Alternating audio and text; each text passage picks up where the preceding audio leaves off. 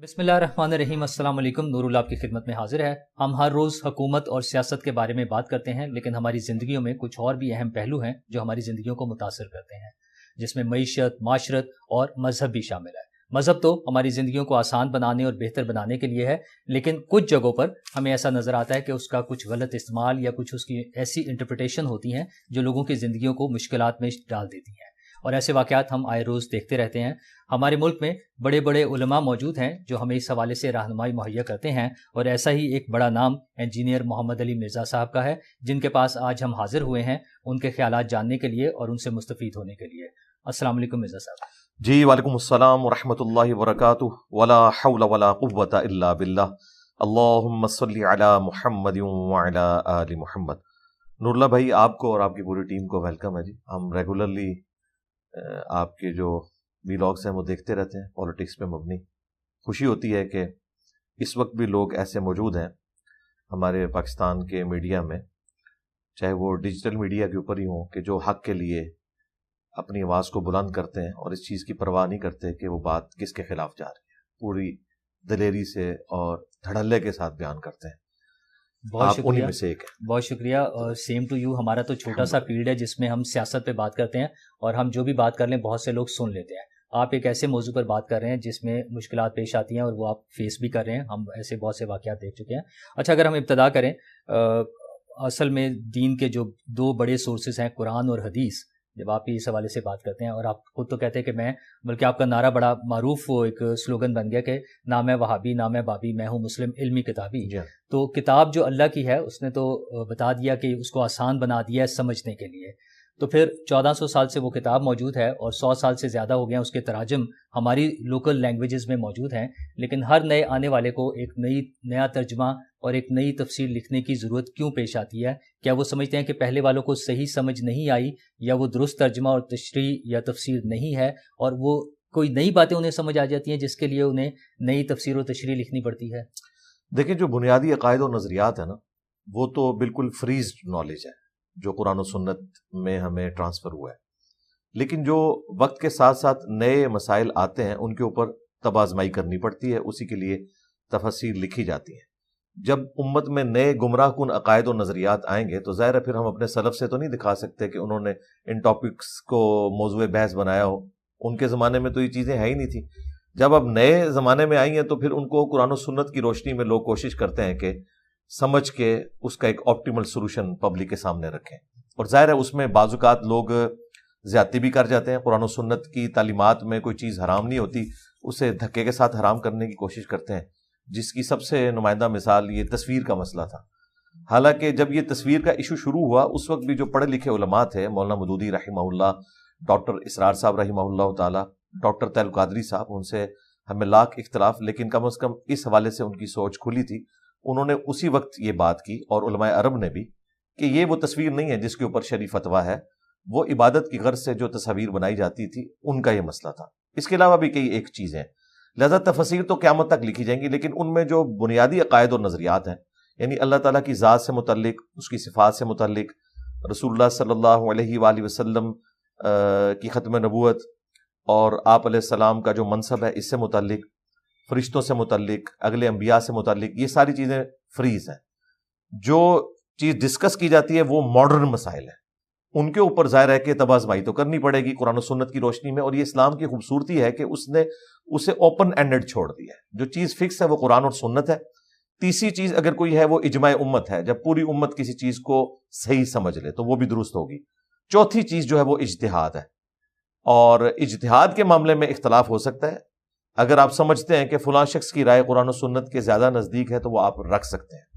रहा जो ये इख्तलाफ का मसला कि तराजिम के बावजूद इख्तलाफ है, वो बेसिकली तफसीर की वजह से इख्तलाफ हुआ है। तराजिम से कोई ऐसा इख्तलाफ पैदा नहीं हुआ। इक्का दुक्का जगह पे अगर किसी ने डंडी मारी है ना तो वो पकड़ी गई है। आज के इस मॉडर्न दौर में जबकि अरबी एक जिंदा लैंग्वेज है, कुरान की बरकत से अरबी जुबान एटलीस्ट उन अल्फाज तक, प्रेपोजिशंस तक फ्रीज हो चुकी है जो 8 से 1400 साल पहले जिसमें कुरान नाजिल हुआ था। वरना 100 साल के अंदर जुबान जो है वो ट्रांसफॉर्म हो जाती है। 8 से 70-80 साल पहले की आप किताबें पढ़ें, उर्दू में आवेगा जावेगा, वो आज नहीं समझ आ सकती, नहीं समझी जा सकती। लेकिन अरबी की ये खुसूसियत है कि कुरान की वजह से वो फिक्स हो गई, ہاں ووکیبلری اس میں ایڈ ہوئی ہے. ظاہر آج کے زمانے کی جو چیزیں ہیں ان کے لیے آج کے دور کے الفاظ استعمال کیے جائیں گے, لیکن وہ بنیادی عربی اپنی جگہ موجود ہے. آپ گوگل ٹرانسلیٹر میں جا کے قرآن کی آیت ایک جگہ ڈالیں, وہ آپ کو ٹرانسلیشن کر کے بتا دے گا. یہ بڑے دکھ کی بات ہے کہ دنیا میں BBC یا CNN کے اوپر کوئی پٹی چلتی ہے نیوز کی, تو افریقہ میں رہنے والا انسان, امریکہ میں رہنے والا انسان, UK میں رہنے والا انسان, سب کانٹیننٹ کا انسان ایک ہی مطلب اس کا لیتا ہے. لیکن قرآن کے کیس میں ایک ہی آیت ہے, ترجمہ بھی ایک ہے, اور بالکل 180 ڈگری لوگ تراجم میں سے تفسیر میں اپنے معاملات کو داخل کر کے بے ایمانی کر رہے ہوتے ہیں. یہی وہ چیز ہے جس کے بارے میں کہا گیا تھا یضل بہ کثیر ویہدی بہ کثیرا, یعنی جو لوگ گمراہ ہونا چاہتے ہیں اللہ تعالیٰ اس کتاب کے ذریعے انہیں گمراہ کرے گا, اس کتاب کے ذریعے ہدایت دے گا. کتاب تو کتاب ہدایت ہے, یہ گمراہ نہیں کرتی. اگر کسی کا یہ عقیدہ ہے یہ کتاب گمراہ کرتی ہے تو وہ تو کافر ہے, یہ ہدی للناس ہے. لیکن اس کے ساتھ تباہ آزمائی کر کے جان بوجھ کے جو اس میں معنی اچھل اچھل کے باہر نکل رہا ہے, مثلا ایاک نعبد و ایاک نستعین, یہ آپ گورے کے سامنے رکھیں. آج بھی 1 کروڑ کرسچنز ایسے ہیں جو بائی برتھ عربک زبان بولتے ہیں, انہیں عربی سیکھنے کی ضرورت نہیں. ان کے سامنے رکھیں یہ آیت ایاک نعبد و ایاک نستعین, انہیں سمجھ آ جاتی ہے. جی انہیں سمجھ آ جاتی ہے, لیکن مسلمان کو نہیں سمجھ آتی. وہ اس کے بعد مرے ہوئے بزرگوں کو پکارتا ہے, ان سے اپنی دعائیں کرتا ہے, التجائیں کرتا ہے. اور ایسے لوگ جنہوں نے کپڑے بھی پورے نہیں پہنے ہوتے, ان کے پاس جا کے ہمارے پرائم منسٹرز جا کے ان سے دعائیں کروا رہے ہوتے ہیں. پڑھے لکھے لوگ جو اپنے آپ کو کہتے ہیں ہم ایچیسن سے پڑھے ہوئے ہیں, ہم آکسفورڈ سے پڑھے ہوئے ہیں, ان بابوں کے پیچھے, ان پیروں کے پیچھے اور ان پیرنیوں کے پیچھے پھر رہے ہیں. اچھا, جب ہم آیات کا حوالہ دے رہے ہیں کہ وہ بڑی کلیئر ہیں, بہت واضح ہیں, تو جو ابتدا ہوئی وحی کی, اس کے بارے میں اتنے مختلف آراء کیوں موجود ہیں؟ ایک واقعہ غار ہرا اور وہ سارا تو ہم نے سنا ہوا ہے, لیکن اب غامدی صاحب جب بتاتے ہیں کہ وہ تو سدرۃ المنتہا اور وہ واقعات جن کو ہم عموماً معراج سے منسوب کرتے ہیں, وہ کہتے ہیں نہیں وہ پہلی وحی تھی, اور اس کو بالکل مختلف ایک تصویر پیش کرتے ہیں. یہ ایسا کیوں ہے, اتنا تبدیل کیوں ہو جاتا ہے؟ غامدی صاحب جی بعض معاملات میں وہ عقائد و نظریات بتا رہے ہیں جو دین کی بیسکس سے متعلق ہیں. اگر یہ جدید فقہی احکام و مسائل پہ بولتے ہیں نا, ہم ان کی بات کو توجہ بھی دیتے ہیں, لیکن جو چیزیں فریز ہو چکی ہیں عقائد و نظریات کے اعتبار سے, اب سائنس نے اس میں کوئی ویلیو ایڈیشن نہیں کرنی. اگر کوئی سائنٹیفک فیکٹ سے متعلق چیزیں ہیں وہ ضرور آپ اس کے اوپر تباہ آزمائی کریں, لیکن جو چیزیں عقائد کے ساتھ, ایمانیات کے ساتھ تعلق رکھتی ہیں, جو علم الغیب کے ساتھ تعلق رکھتی ہیں, جو وحی کے ذریعے بتائی جاتی ہیں, وہ چیزیں تو بالکل فکس ہیں, ان میں کوئی تباہ آزمائی کرنے کی ضرورت نہیں. غامدی صاحب جو کچھ بتا رہے ہیں وہ اپنے خیالات کا اظہار کر رہے ہیں, اس کے پیچھے کوئی بکش نالج ان کے پاس نہیں ہے. جو وحی کی ابتدا والا معاملہ ہے وہ بخاری مسلم میں رپورٹ ہوا ہے کہ نبی الاسلام کو جو وحی کی ابتدا ہوئی وہ اچھے خوابوں سے ہوئی. بخاری مسلم میں حدیث ہے کہ خواب بھی نبوت کا 46واں حصہ ہے, اور وہ خواب ایسے ہوتے تھے کہ جو نبی الاسلام رات کو دیکھتے تھے وہ صبح واقعہ ہو جاتا تھا. یہ آپ علیہ السلام کو اشارے ملنے شروع ہو گئے تھے آپ کی بعثت سے پہلے. آپ بڑی ایک ڈائنامک لائف گزار رہے تھے, آپ کی زندگی میں کبھی کسی بھی فلاسفر کی شاگردگی نہیں تھی, نہ آپ کبھی گوشہ نشینی کی, آپ نے زندگی گزاری. ایک کامیاب ترین تاجر جو تھی مکے کی وہ آپ کی بیوی تھی, اور آپ ایک بڑی اس طریقے سے ڈائنامک زندگی گزار رہے تھے. بخاری مسلم میں آتا ہے کہ جب آپ کی زندگی کا 40واں سال شروع ہوا تو ابتدان دنیا سے دل اچاٹ ہونا شروع ہو گیا. یہ آپ کے اوپر ایک اللہ تعالیٰ نے کیفیت طاری کی, یہ آپ کی کوئی ایکوائرڈ کی ہوئی نہیں تھی, یہ آپ کے اوپر طاری کی گئی. چند دنوں کے لیے آپ غار ہرا میں جا کے غور و تفکر کرتے تھے, وہ اللہ تعالیٰ ان کو گائیڈ کر رہا تھا کہ آپ وہاں جائیں. ظاہر ہے کہ پبلکلی یہ سب کچھ نہیں ہونا تھا. تو سیدہ ختیجہ ان کو ٹفن میں کھانا باندھ دیتی تھی. یہاں پہ آپ کے بزرگوں کے بارے میں مشہور ہے کہ وہ 40 سال تک پتے کھاتے رہے یا بغیر کھائے بھی زندہ رہے. ہاں, تو ان کو میں پھکی دیتا ہوں کہ تمہارے پیغمبر جو تھے وہ تو گھر سے کھانا لے کے جاتے تھے. پھر وہاں پہ یہ وحی کا سلسلہ شروع ہوا. وہ ایک واقعہ تھا, یہ نہیں کہ نبی الاسلام نے وہاں کوئی گوشہ نشینی کی. اقرا باسم ربک الذی, جی وہیں پہ نازل ہوئی ہے. تو یہ غامدی صاحب جو یہ باتیں کر رہے ہیں یہ کوئی سپورٹیو نہیں ہے قرآن سے یا بخاری سے یا مسلم سے. اس طریقے سے زبردستی کو رزلٹ نکالنا ہے, اس کا تو کوئی اینڈ رزلٹ نہیں. باقی کچھ چیزیں ظاہر ہے سنت کے ذریعے ہمیں پتہ چلی ہیں, اور سنت کا ریکارڈ جو ہے وہ صحیح الاسناد احادیث ہے, انہیں آپ ڈینائی نہیں کر سکتے. اس کی اصل قرآن میں موجود ہے. نبی صلی اللہ علیہ وآلہ وسلم سے جب کفار کی بحث شروع ہوئی تو اللہ تعالیٰ نے فرمایا کہ ان سے فرماؤ ایتونی بکتاب من قبل ھذا او اثارۃ من علم ان کنتم صادقین. ان سے فرماؤ کہ اگر تم میری کتاب کو نہیں مانتے تو تمہارے پاس اگر کوئی الہامی کتاب ہے وہ لے آؤ, او اثارۃ من علم, یا علم کے آثار. قرآن خود مان رہا ہے کہ کتابوں کے پیرلل بھی علم کے آثار ہوتے ہیں، یعنی انبیاء کرام کی سنت، ان کا ریٹن ریکارڈ، اگر تم سچے ہو. یعنی اس میں علم کا بھی ذکر آ گیا، کتاب کا بھی. اسی کو میں نے کہا تھا نا کہ نہ میں وہابی نہ میں بابی، میں ہوں مسلم علمی کتابی. یعنی علم کے آثار اور کتاب کو آپ نے فالو کرنا ہے. سنت پیرلل میں ایک سورس ہے دین کو حاصل کرنے کا، اور سنت کا انکار غامدی صاحب نہیں کرتے. ان کا اختلاف جو ہے وہ اس کے حدیث. اب یہ کہنا کہ سنت اور حدیث میں فرق ہے، ٹھیک ہے، دقت نظر سے دیکھا جائے. سورس کیا ہے؟ سنت کا سورس تو حدیث ہی ہے، صرف حدیث ہے. آج کی ڈیٹ میں تو یہی ہے. اگر یہ کہنا عملی تواتر ہے تو وہاں جا کے پھر غامدی صاحب جو ہے پھر دوسری ڈاکٹرن اڈاپٹ کر لیتے ہیں. جب ہم رفع الیدین کی بات کرتے ہیں تو وہ کہتے ہیں جی اتنے لوگ رفع الیدین نہیں کر رہے. تو عملی تواتر تو پھر عرب کے لوگوں کا دیکھنا چاہیے جہاں کبھی نان مسلم کی حکومت نہیں رہی 1400 سال. وہ صحابہ کرام کی اولاد میں سے. وہاں آ کے غامدی صاحب اپنا قانون بدل لیتے ہیں. تو ویسے یہ حیران کن بات ہے، انہوں نے اپنی کتاب میں جو نماز کا طریقہ لکھا ہے نا، وہ وہی بخاری مسلم رفع الیدین والا لکھا ہے. پریکٹیکلی میرے پیچھے انہوں نے ایک دفعہ نماز پڑھی، بلکہ انہوں نے اعزاز دیا. میں نے تو انہیں کہا تھا آپ امامت کروائیں، تو مجھے بعد میں ساتھیوں نے بتایا کہ انہوں نے بغیر رفع الیدین کے نماز پڑھی، اگرچہ وہ قائل ہے کہ یہ افضل طریقہ ہے. تو کوئی اصول کھڑا کرے، اس کے اوپر بات کریں. جو سنت ہے، جو اجماعی طریقے سے عملی تواتر سے ٹرانسفر ہوئی ہے، جہاں دو رائے موجود نہیں ہیں، وہ تو بالکل ٹھیک ہے. لیکن جب دو رائے آئیں گی، یعنی ایک جماعت کہتی ہے کہ گرین پگڑی جو ہے وہ سنت ہے، انہوں نے 1981 میں اس کے اوپر ایک جماعت لانچ کر دی. دوسرے لوگ کہتے ہیں نہیں جی وائٹ اور بلیک سنت ہے. اب ہم کہاں جائیں گے؟ کتاب کی طرف جائیں گے نا. اور کتابیں 1200 سال پہلے فریز ہوئی ہیں، آج کی فریز ہوئی بھی نہیں ہے.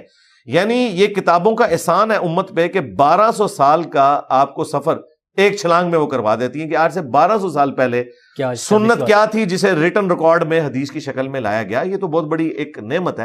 اور غامدی صاحب اس چیز کو مانتے ہیں. جب انہیں خود بنو امیہ کا دفاع کرنا پڑتا ہے نا، تو وہ پھر تاریخ کی جھوٹی من گھڑت بے سند روایتیں بھی لے آتے ہیں. اور جب بنو امیہ کی دم پہ پاؤں آ رہا ہوتا ہے تو پھر بخاری مسلم بھی انہیں نظر نہیں آتے. اصل میں نا وہ رزلٹ پہلے فکس کر لیتے ہیں، اس میں پھر فکس کرنے کی کوشش کرتے ہیں. ہم جیسے سمجھداروں کو تو سمجھ آ رہی ہے. میں نے انہیں کئی جگہ پہ اس حوالے سے ایکسپوز کیا، اگرچہ میں ان کی بہت عزت کرتا ہوں، لیکن بعض اوقات وہ اتنا بڑا بلنڈر کرتے ہیں کہ ہم ایکسپیکٹ نہیں کرتے. لیکن پھر ہم دیکھتے ہیں تاریخ میں اس قسم کے بلنڈر لوگوں نے کیے. آئنسٹائن سے بڑا کوئی میں فزکس کی فیلڈ میں نہیں مانتا، لیکن اس نے بلنڈر کیا. پھر جب ہبل نے ٹیلیسکوپ کے ذریعے دیکھا کہ یونیورس ایکسپینڈ کر رہی ہے، تو اس نے مانا کہ میرے بھی میتھمیٹیکل ایکویشن میں ایکسپینڈنگ یونیورس آ رہا تھا. یہ میری زندگی کا سب سے بڑا بلنڈر ہے کہ میں نے جو پریزنٹ باقی سائنٹسٹ تھے نا، ان کا ریگارڈ کرتے ہوئے میں نے، کیونکہ وہ اسٹیڈی اسٹیٹ تھیوری کو لے کے چل رہے تھے، میں نے ایکسپینڈنگ یونیورس کو دبا لیا. لیکن اب میں معافی مانگتا ہوں. میری بھی خواہش ہے کہ غامدی صاحب بھی آئنسٹائن کی طرح اپنی وفات سے پہلے اپنے ان معاملات کے اوپر معافی مانگے جو انہوں نے خام خواہ بنو امیہ کا دفاع کیا. اور باقی جگہوں پہ بھی انہوں نے، اب دیکھیں جہاں پہ وہ پگ کے یعنی ہارٹ کو فٹ کرنے کی باری آتی ہے، وہاں تو مولویوں سے بھی زیادہ ہارڈ لائنر ہو گئے ہیں. وہ لگ ہی نہیں رہا کہ یہ وہی غامدی صاحب ہیں، یہ وہی لبرل غامدی صاحب ہیں جو کئی معاملات کے اندر کرتے ہیں. ادھر تو انہوں نے پتہ نہیں کیا کچھ کرنا شروع کر دیا. تو بڑا افسوس ہوتا ہے کہ اصول اور مبادی وہ ایک نہیں رکھتے. اچھا، اس میں آپ نے دو چیزیں بتا دی، ایک تو جو اسٹیبلشڈ فیکٹس ہیں، اور ایک وقت کے ساتھ ساتھ سائنس کے ساتھ جو ڈیولپ ہوتے جائیں گے. ہم اگر ان دونوں پہ بات کریں تو جن ایک مخلوق ہے جس کے بارے میں جو ہمیں علم ملتا ہے وہ یہ ہے کہ وہ اچک لیتے تھے آیات بھی یا وحی کو راستے میں سے، اور ان کی ایک جماعت نے قرآن سنا اور ایمان لے آئے.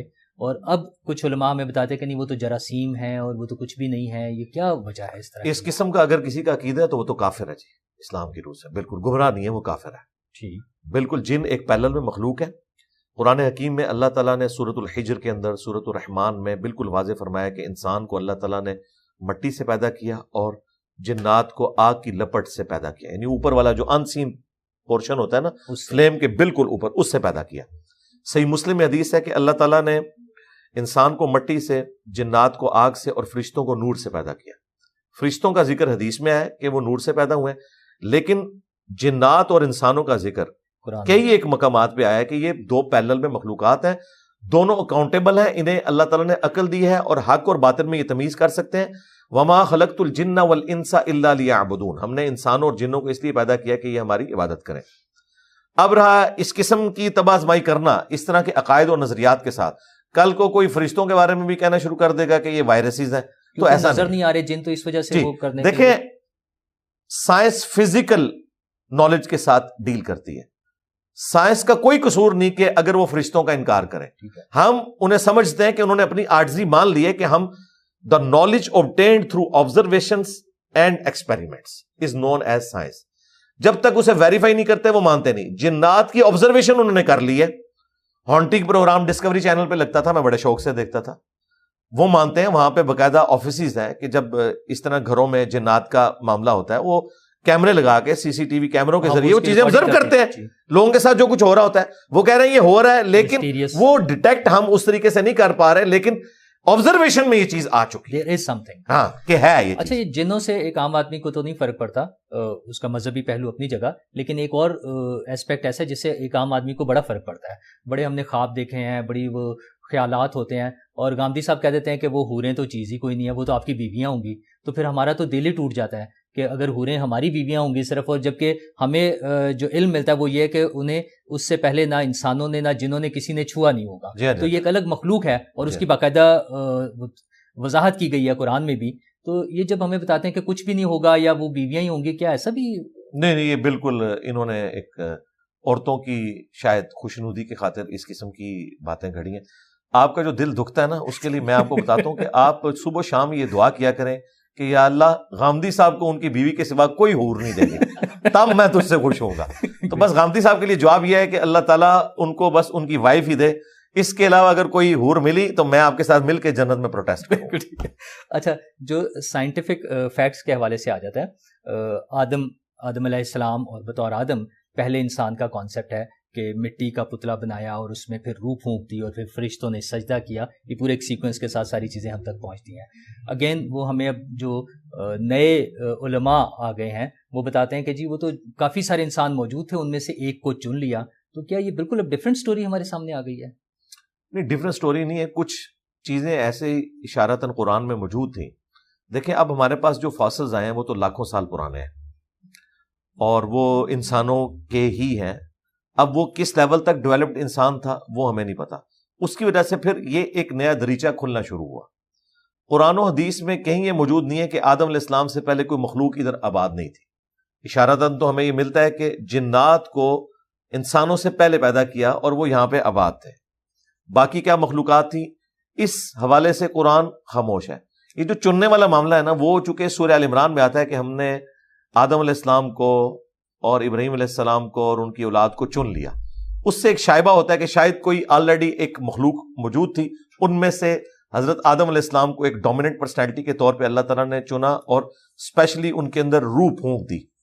تو اس کی طرف شائبہ جاتا ہے. میرا خیال ہے یہ ایسا پرابلم نہیں کہ اس سے کوئی جھگڑا بنایا جائے. مجھے تو ایوولوشن کو ماننے میں بھی کوئی اعتراض نہیں ہے اگر اس کے پیچھے خدا کا انٹروین کرنا مانا جائے. ایوولوشن وہ نہیں کہ جانوروں سے انسان بن گیا, نہیں, ایسا نہیں ہے. انسان تو ایوالو ہوا ہے. ہمارے آباء و اجداد کو نہیں پتا تھا کہ انہوں نے اسی فزیکل ورلڈ میں بوئنسی کو یوز کر کے اتنے بڑے بڑے جہاز بنانے ہیں. پہلی دفعہ کسی کے دماغ میں یہ آئیڈیا آیا نا. یہ تو مینٹل ایوولوشن ہوگی نا, تھاٹ, سوچ کی جی ایوولوشن تو ہے نا. دیکھیں انسان تو ذہین اس وقت بھی تھا نا. اچھا, اسی طریقے سے ہوائی جہاز بنے, ایروناٹکس کی پوری ایک فیلڈ ہے. پہلے نہیں دنیا کو پتا چلا, لیکن ظاہر ہے کہ بمشکل 100 سال پہلے انسان نے یہ اڑنے کا ایک ہنر سیکھ لیا ہے. بڑی لوگوں نے کوششیں کی.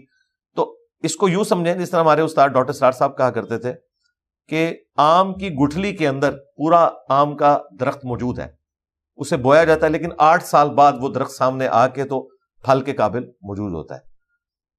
پوٹینشلی جو انسان کے اندر اللہ تعالیٰ نے کمپیٹنسی اس کے دماغ میں رکھ دی ہے, وہ وقت کے ساتھ ساتھ ایوالو ہوتے ہوتے نیوٹن کی شکل میں سامنے آیا, گلیلیو کی شکل میں سامنے آیا, آئنسٹائن کی شکل میں سامنے آیا, اور اسٹیفن ہاکنگ کی شکل میں سامنے آیا, اور خادم رضوی صاحب کی شکل میں بھی سامنے آیا. یعنی ایک یو کے اسٹیفن ہاکنگ ہے, ایک پاکستان کے اسٹیفن ہاکنگ ہے. جب ہم حلال حرام کی بات کرتے ہیں تو غامدی صاحب ایک تو بڑا لمیٹڈ کر دیتے ہیں, وہ کہتے ہیں یہ 4-5 چیزیں ہیں. یہ آپ صرف غامدی صاحب کو کیوں سنگل آؤٹ کیے ہیں میں, اور ایک اور مفتی صاحب ہیں جو بتاتے ہیں کہ شراب بھی الاؤڈ ہے اور نکاح بھی جتنے مرضی کریں, اور لڑکا اور لڑکی دونوں اگر آپس میں رضامند ہے تو جو مرضی کریں. وہ بس سب کچھ سب چیزوں کی تھاٹس رکھنے والے لوگ تو دار اسلام سے خارج ہیں. لیکن اس غامدی صاحب نے تو ایسی کوئی بات نہیں نہیں. وہ جو حرام کے لیے بڑے لمیٹڈ سے وہ 4-5 چیزیں وہ کہتے ہیں جو قرآن میں بس بتا دی ہیں وہ حرام ہے. باقی یہ نکاح اور شراب تو ایک اور مفتی صاحب ہیں اور بڑا کامنلی ٹیلی ویژن پر بھی آتے ہیں اور ان کی ان کی تو کوئی اوقات ہی نہیں ہے, انہیں تو کوئی مکر فکر آن ہی نہیں کرتا, اور وہ تو آئے دن اپنی بے عزتی میں اضافہ ہی فرما رہے ہیں. وہ کسی اسکول آف تھاٹ کے نمائندہ نہیں ہے, لہذا انہیں کوٹ نہیں کیا جا سکتا. امت کا اجماع ہے شراب کے حرام ہونے کے اوپر. سورۃ المائدہ میں تو اللہ تعالیٰ نے اتنی سختی سے فرمایا کہ باز آتے ہو کہ نہیں, اسے شیطانی عمل قرار دیا. تو یہ اس قسم کی جو گفتگو کرتے ہیں نا وہ صرف فیم حاصل کرنے کے لیے. ہم اس وقت کسی چیز کو سیریس لیں گے جب امت کا ایک بہت بڑا طبقہ جو مسلمان ہے وہ قرآن و سنت کی روشنی میں کوئی ایسے نظریات آپ کے سامنے لے کے آتا ہے, عقائد اور نظریات جو شروع سے چلتے آ رہے ہیں, اور وہ کہ دیکھیں امت نے اس کو اوور آل چھوڑ دیا تھا, ہم نے اسے نئے سرے سے زندہ کیا ہے. انہیں سیریس لیں گے, یا وہ یہ کہ آج تک کسی کو سمجھ نہیں آیا اور ہمیں یہ سمجھ آیا اور وہ اتنے سارے لوگ اپنے ساتھ اٹیچ کر لیں, پھر ہم بات کریں گے. جیسا کہ غامدی صاحب ہے, غامدی صاحب کو ہم ایڈریس کرتے ہیں, لیکن غامدی صاحب کا معاملہ یہ نہیں ہے کہ انہوں نے کہیں دین کی کوئی بیسک صلاح دی ہو. وہ کورالریز کے طور پہ چند ایک باتیں پردے کے حوالے سے, داڑھی کے حوالے سے, نزول عیسیٰ کے حوالے سے چند ایک چیزیں جن کا وہ سہارا لیتے ہیں, امام مہدی کے حوالے سے. یہ کوئی ایسی چیزیں نہیں کہ ان کے اوپر ہم ان کے اوپر یہ فتویٰ لگا دیں کہ انہوں نے اسلام چھوڑ دیا. زیادہ کہیں گے ٹھیک ہے وہ ایک کمزوری کا شکار ہوئے, لیکن جو بنیادی حلال اور حرام ہے نا بڑے لیول کے اوپر, ان میں سے غامدی صاحب نے کبھی انکار نہیں کیا. ایون سود کے معاملے میں بھی جو ان کی آؤٹ آف کانٹیکسٹ کچھ چیزیں کوٹ کی ہیں, وہ انہوں نے جو پی ٹی وی کے اوپر ریکارڈنگز کروائی تھی آج سے 20 سال پہلے, اس میں تو انہوں نے کہا تھا کہ سود دینا بھی اور لینا بھی گناہ ہے. جس طرح وہ صرف لینے پر آ گئے, دینے پہ کہتے ہیں تو بس ٹھیک ہے, وہ اپنی پرانی ویڈیوز دیکھ لیں, وہ بالکل ٹھیک بات کرتے تھے کہ زنا بالجبر ہو یا بالرضا ہو, زنا ایک عمل کے طور پہ اللہ تعالیٰ نے حرام کیا, سود بھی ایک عمل کے طور پہ حرام کیا, رشوت کو بھی ایک عمل کے طور پر حرام کیا. لیکن اگر کیٹاسٹرافک کنڈیشن آ جائے, ایک شخص نے اپنے بجلی کا میٹر لگوانا ہے اور رشوت کے بغیر چارہ نہیں ہے, ڈومیسائل بنوانا ہے, شناختی کارڈ کا تو معاملہ آلموسٹ اب سموتھ لائن ہو چکا ہے, لیکن ڈومیسائل میں ابھی بھی اس طرح کی چیزیں انوالو ہیں, وہ کئی ایک چیزیں کھڑی کر دیتے ہیں, یا کبھی بجلی کا میٹر, گیس کا میٹر لگوانا پڑتا ہے, اور یہ بیسک نیڈ ہے. اب مجبوراً دل میں برا جانتے ہوئے اگر کوئی شخص رشوت دیتا ہے تو یہ بات پھر درست ہے کہ رشوت دینے والا پھر گنہگار نہیں ہوگا, لینے والا ہوگا. لیکن یہ کیٹاسٹرافک کنڈیشن ہے, اسے آپ اوپن نہیں چھوڑ سکتے, جہاں بالکل آپ کا چارہ نہیں ہے اور پھر وہ آپ کی بیسک نیڈ بھی ہے, یا کہیں زندگی موت کی کشمکش بن جائے تو سورۃ النحل میں آیا کہ تم حرام کھا بھی سکتے ہو اگر دل میں بغاوت نہیں ہے, اور سورۃ النحل میں یہاں تک آیا کہ کلمہ کفر بھی بول سکتے ہو اگر دل ایمان پہ ٹھکا ہوا ہے اپنی جان کو بچانے کے لیے. لیکن یہ فتویٰ ہے, تقویٰ نہیں ہے. تقویٰ یہی ہے کہ انسان توحید کے لیے اپنی جان دے دے. ایدی صاحب لاوارث بچوں کو پال رہے تھے, ان پر اعتراض تھا. آرگن ٹرانسپلانٹ کا کام شروع ہوا, اس پر اعتراض تھا. اب ملک بینک بنا سندھ میں ان بچوں کے لیے جن کو ماؤں کا دودھ اویلیبل نہیں تھا, اس پر بھی اعتراض ہوا, اس کو بند کر دیا گیا. اس کے بارے میں آپ کا کیا خیال ہے؟ دیکھیں, علماء کی سوچ یہ ہے کہ جب بھی کوئی نئی چیز آئے نا, سب سے پہلے ڈینائل موڈ میں چلے جاؤ, اس میں ان کو فائدہ ہوتا ہے. اس کی وجہ یہ ہے کہ اگر انہوں نے ان چیزوں کو حلال کہنا ہونا شروع میں, کل کو وہ حرام نکل آئے تو جان نہیں چھڑا سکتے. شروع میں حرام کہہ چکے تھے نا, اور بعد میں بھی حرام نکلی تو وہ کہہ سکتے ہیں دیکھو ہم نے تو پہلے ہی کہہ دیا تھا. اور اگر بعد میں حلال ہو جائے, جس طرح کیمرہ پہلے حرام تھا, پھر وہ مکروہ ہوا, پھر مباح ہوا, پھر مستحب ہوا, اور اب فرض ہو گیا, تو اب وہ کہہ سکتے ہیں کہ جی وہ مجبوراً ہم نے اجازت دی ہے. آپ علماء کی مجبوری بھی سمجھیں, انہیں بھاگنے کے لیے راستہ دیں. اسپیکر کے لیے انہوں نے حرام کا فتویٰ لگایا, اسی میں احتیاط تھی. آج اگر وہ اسے حلال کہہ رہے ہیں نا تو کہیں گے ہم نے مجبوراً اجازت دی ہے وہ غلط ہی ہے. لیکن اگر وہ حلال کہہ دینا تو سیدھا سیدھا باقی علماء انہیں کچا کھا جائیں گے کہ اللہ کے بندو, تم لوگوں کو کس نے اجازت دی ہے کہ ایک چیز حرام تھی تم نے حلال کا فتویٰ دے دیا, تمہارا تو نکاح بھی ٹوٹ گیا, بیعت بھی ٹوٹ گئی. اس لیے احتیاط اسی میں ہے علماء کی کہ وہ ہمیشہ ڈینائل موڈ میں جائیں تاکہ جان چھڑانی آسان ہو جائے. اور اس میں جانے کے لیے آپ کو تحقیق کی بھی ضرورت نہیں ہوتی ہے, میں نہیں مانتا, چاہے آپ کو کچھ نہیں پتا, میں نہیں مانتا. تو اس لیے وہ یہ جاتے ہیں, پھر آہستہ آہستہ اس چیز کو ایکسیپٹ کرتے ہیں. رہے دلائل, میں نے ان علماء کے فتاوی بھی پڑھے, میں نے آلموسٹ 2 گھنٹے کی ویڈیو ریکارڈ کروائی, رضاعت کا پورا مسئلہ سمجھایا, اور یہ بتایا کہ یار آپ لوگ یہ جو کرتے ہیں نا کہ ناک پہ مکھی بیٹھی ہے تو آپ ناک کو ہی کاٹ دیں, یہ نہ کیا کریں. اگر بلڈ گروپس انسانیت کو پہلے پتا ہوتے تو ہزاروں لوگ جو جنگوں میں مرے کبھی نہ مرتے. یہ 1901 کے اندر ایک آسٹرین سائنٹسٹ تھا جس نے پہلی دفعہ بلڈ گروپس دریافت کی. یہ اللہ تعالیٰ کی طرف سے مہربانی ہوئی, اللہ کے علم میں تو تھا کہ ورلڈ وار 1 اور 2 ہونے والی ہیں, کہ کیجویلٹیز جو ہیں یہ 3-4 گنا ہوتی ہیں اگر اس وقت بلڈ گروپس نہ دریافت ہوئے ہوتے اور یہ بلڈ نہ لگتا ہوتا, کیونکہ پہلے تو انسانیت کو نہیں پتا تھا, وہ آپ اندازے سے بلڈ لگاتے تھے, اگر آپ نے وہ گروپ میچ نہیں کیا, پتہ ہی نہیں تھا, تو کلاٹس بن جاتے تھے, بندے کی ڈیتھ ہو جاتی تھی. تو یہ اتنی بڑی چیز ہے جو انسانیت کو اللہ تعالیٰ نے سکھائی, اور پھر بیماریوں کے اوپر ہم نے قابو پایا, وائرسز کی ہم نے ویکسینیشن والا سلسلہ شروع کیا, یہ انسان کو اللہ تعالیٰ نے سکھایا. علماء بھی شروع میں ڈینائل موڈ میں جاتے ہیں, اور دوسری طرف وہ علماء ہوتے ہیں جو بالکل لبرل ہو جاتے ہیں, جس طرح یوسف القرداوی صاحب, انہوں نے واضح احادیث موجود تھی, ان کو انہوں نے پس پش ڈالتے ہوئے, نہ چونکہ انہوں نے ایک طے کیا ہوا تھا کہ میں نے اب جو کنزرویٹو علماء ہیں ان کے خلاف کھڑے ہونا ہے, یہی کام کیا غامدی صاحب نے, اور ایسے ایسے عجیب و غریب دلائل انہوں نے رکھے کہ جی صرف اس عورت کو ماں کنسیڈر کیا جائے گا جو اپنی چھاتی کے ساتھ لگا کے دودھ پلائے گی, کیونکہ اس میں وہ جذبہ پیدا ہوگا. اگر آپ یہ دلیل مان لی جائے تو دودھ نہ بھی پلائے جس کو بچپن سے پالا ہے, جذبہ پیدا ہو گیا, جذبہ تو پیدا ہو گیا, تو جذبہ جو ہے وہ علت نہیں ہے, وہ ریزن نہیں ہے, دودھ ریزن ہے. اس کے بارے میں تو اتنی سخت آیات نازل ہوئی ہیں, نبی علیہ السلام کو روک دیا گیا کہ یہ زید ابن حارثہ جو ہے اس کو آندہ سے زید ابن محمد نہیں کہنا. وہاں تو جذبہ حضرت خدیجہ کے لیے موجود تھا, بچپن سے پالا ہوا تھا, یوسف علیہ السلام کو ان کی ماں نے پالا ہوا تھا, تو اس طریقے سے جذبہ نہیں ہے. دودھ کا اتنا سینسٹیو ایشو ہے کہ صحیح بخاری میں حدیث ہے کہ ایک مرد و عورت کی شادی ہوگی, ایک تیسری عورت نے آ کے کہا کہ میں نے بچپن میں ان دونوں کو دودھ پلایا ہوا ہے, تو وہ ختم ہو گئی, وہ ختم کر دی گئی. وہ پیٹتے رہے کہ نہیں ہم تو جانتے ہیں نہیں, یہ نہیں ہے. نبی علیہ السلام نے کہا کہ جب ایک عورت یہ گواہی دے رہی ہے, ظاہر ہے وہ اب ان کو تو نہیں پتا نا, بچے اب بچپن میں تو یاد نہیں ہوتا, یعنی اتنا سینسٹیو ایشو تھا, اس کو اتنا لائٹ لینا کہ جی کوئی فرق نہیں پڑتا. باقی دوسری طرف جو علماء نے یہ کہہ دیا نا کہ جی وہ ایک دفعہ بھی پی لیا تو رضا ثابت ہو جائے گی, وہ بھی بالکل جعلی بات ہے. مسلم شریف میں حدیث ہے کم از کم 5 مختلف اوقات میں, ایک دفعہ تو بائی چانس بھی ہو سکتا ہے, لیکن 5 دفعہ اگر کوئی عورت مختلف اوقات میں پلا رہی ہے تو یقیناً وہ اس کی ماں بننے کے لیے یا رضاعت کو اسٹیبلش کرنے کے لیے کر رہی ہے. اور یہ مسلم شریف میں حدیث موجود ہے. یہ حنفی ایک ایکسٹریم پہ ہیں, وہ کہتے ہیں تھوڑا سا بھی پی لیا تو گیا, اور دوسری طرف یہ لبرل علماء ہے, مسلم شریف میں 5 دفعہ ہے مختلف اوقات میں. اور میں نے کہا تھا کہ یہ جو ملک بینک ہے اس میں یہ اگر آپ پروبیبلٹی کیلکولیٹ کریں, یہ کبھی ہوگا ہی نہیں کہ آپ 5 دفعہ جائیں اور ایک ہی عورت کا دودھ آپ کو مل جائے, یہ بہت کم چانسز ہے. وہاں تو انہوں نے وہ ٹیگ لگا کے رکھے ہوں گے, ٹھیک ہے ریکارڈ میچ کریں, یہ پروبیبلٹی ہونے والی ہے ہی نہیں کبھی کہ آپ 5 مختلف اوقات میں گئے اور 5 دفعہ ایک ہی عورت کا دودھ ملا ہے. یہ بہت مشکل کام ہے. آپ ریکارڈ کو مینٹین کریں, آپ ناک نہ کاٹیں. یہ آپ غریب لوگ جو بیچارے دودھ خرید نہیں سکتے یا مائیں جن کو اویلیبل نہیں ہے اور اتنی, ہاں تو یہ میں تو اسے سپورٹ کروں گا ان تمام حدود اور قیود کے ساتھ جو میں نے اپنی ویڈیوز میں بیان کیے ہیں کہ وہ ٹریک ریکارڈ ہو. آج کے زمانے میں سمجھتا ہوں نادرا نے تو یہ سارے مسئلے حل کر دیے, کوئی اتنا بڑا ایشو نہیں ہے.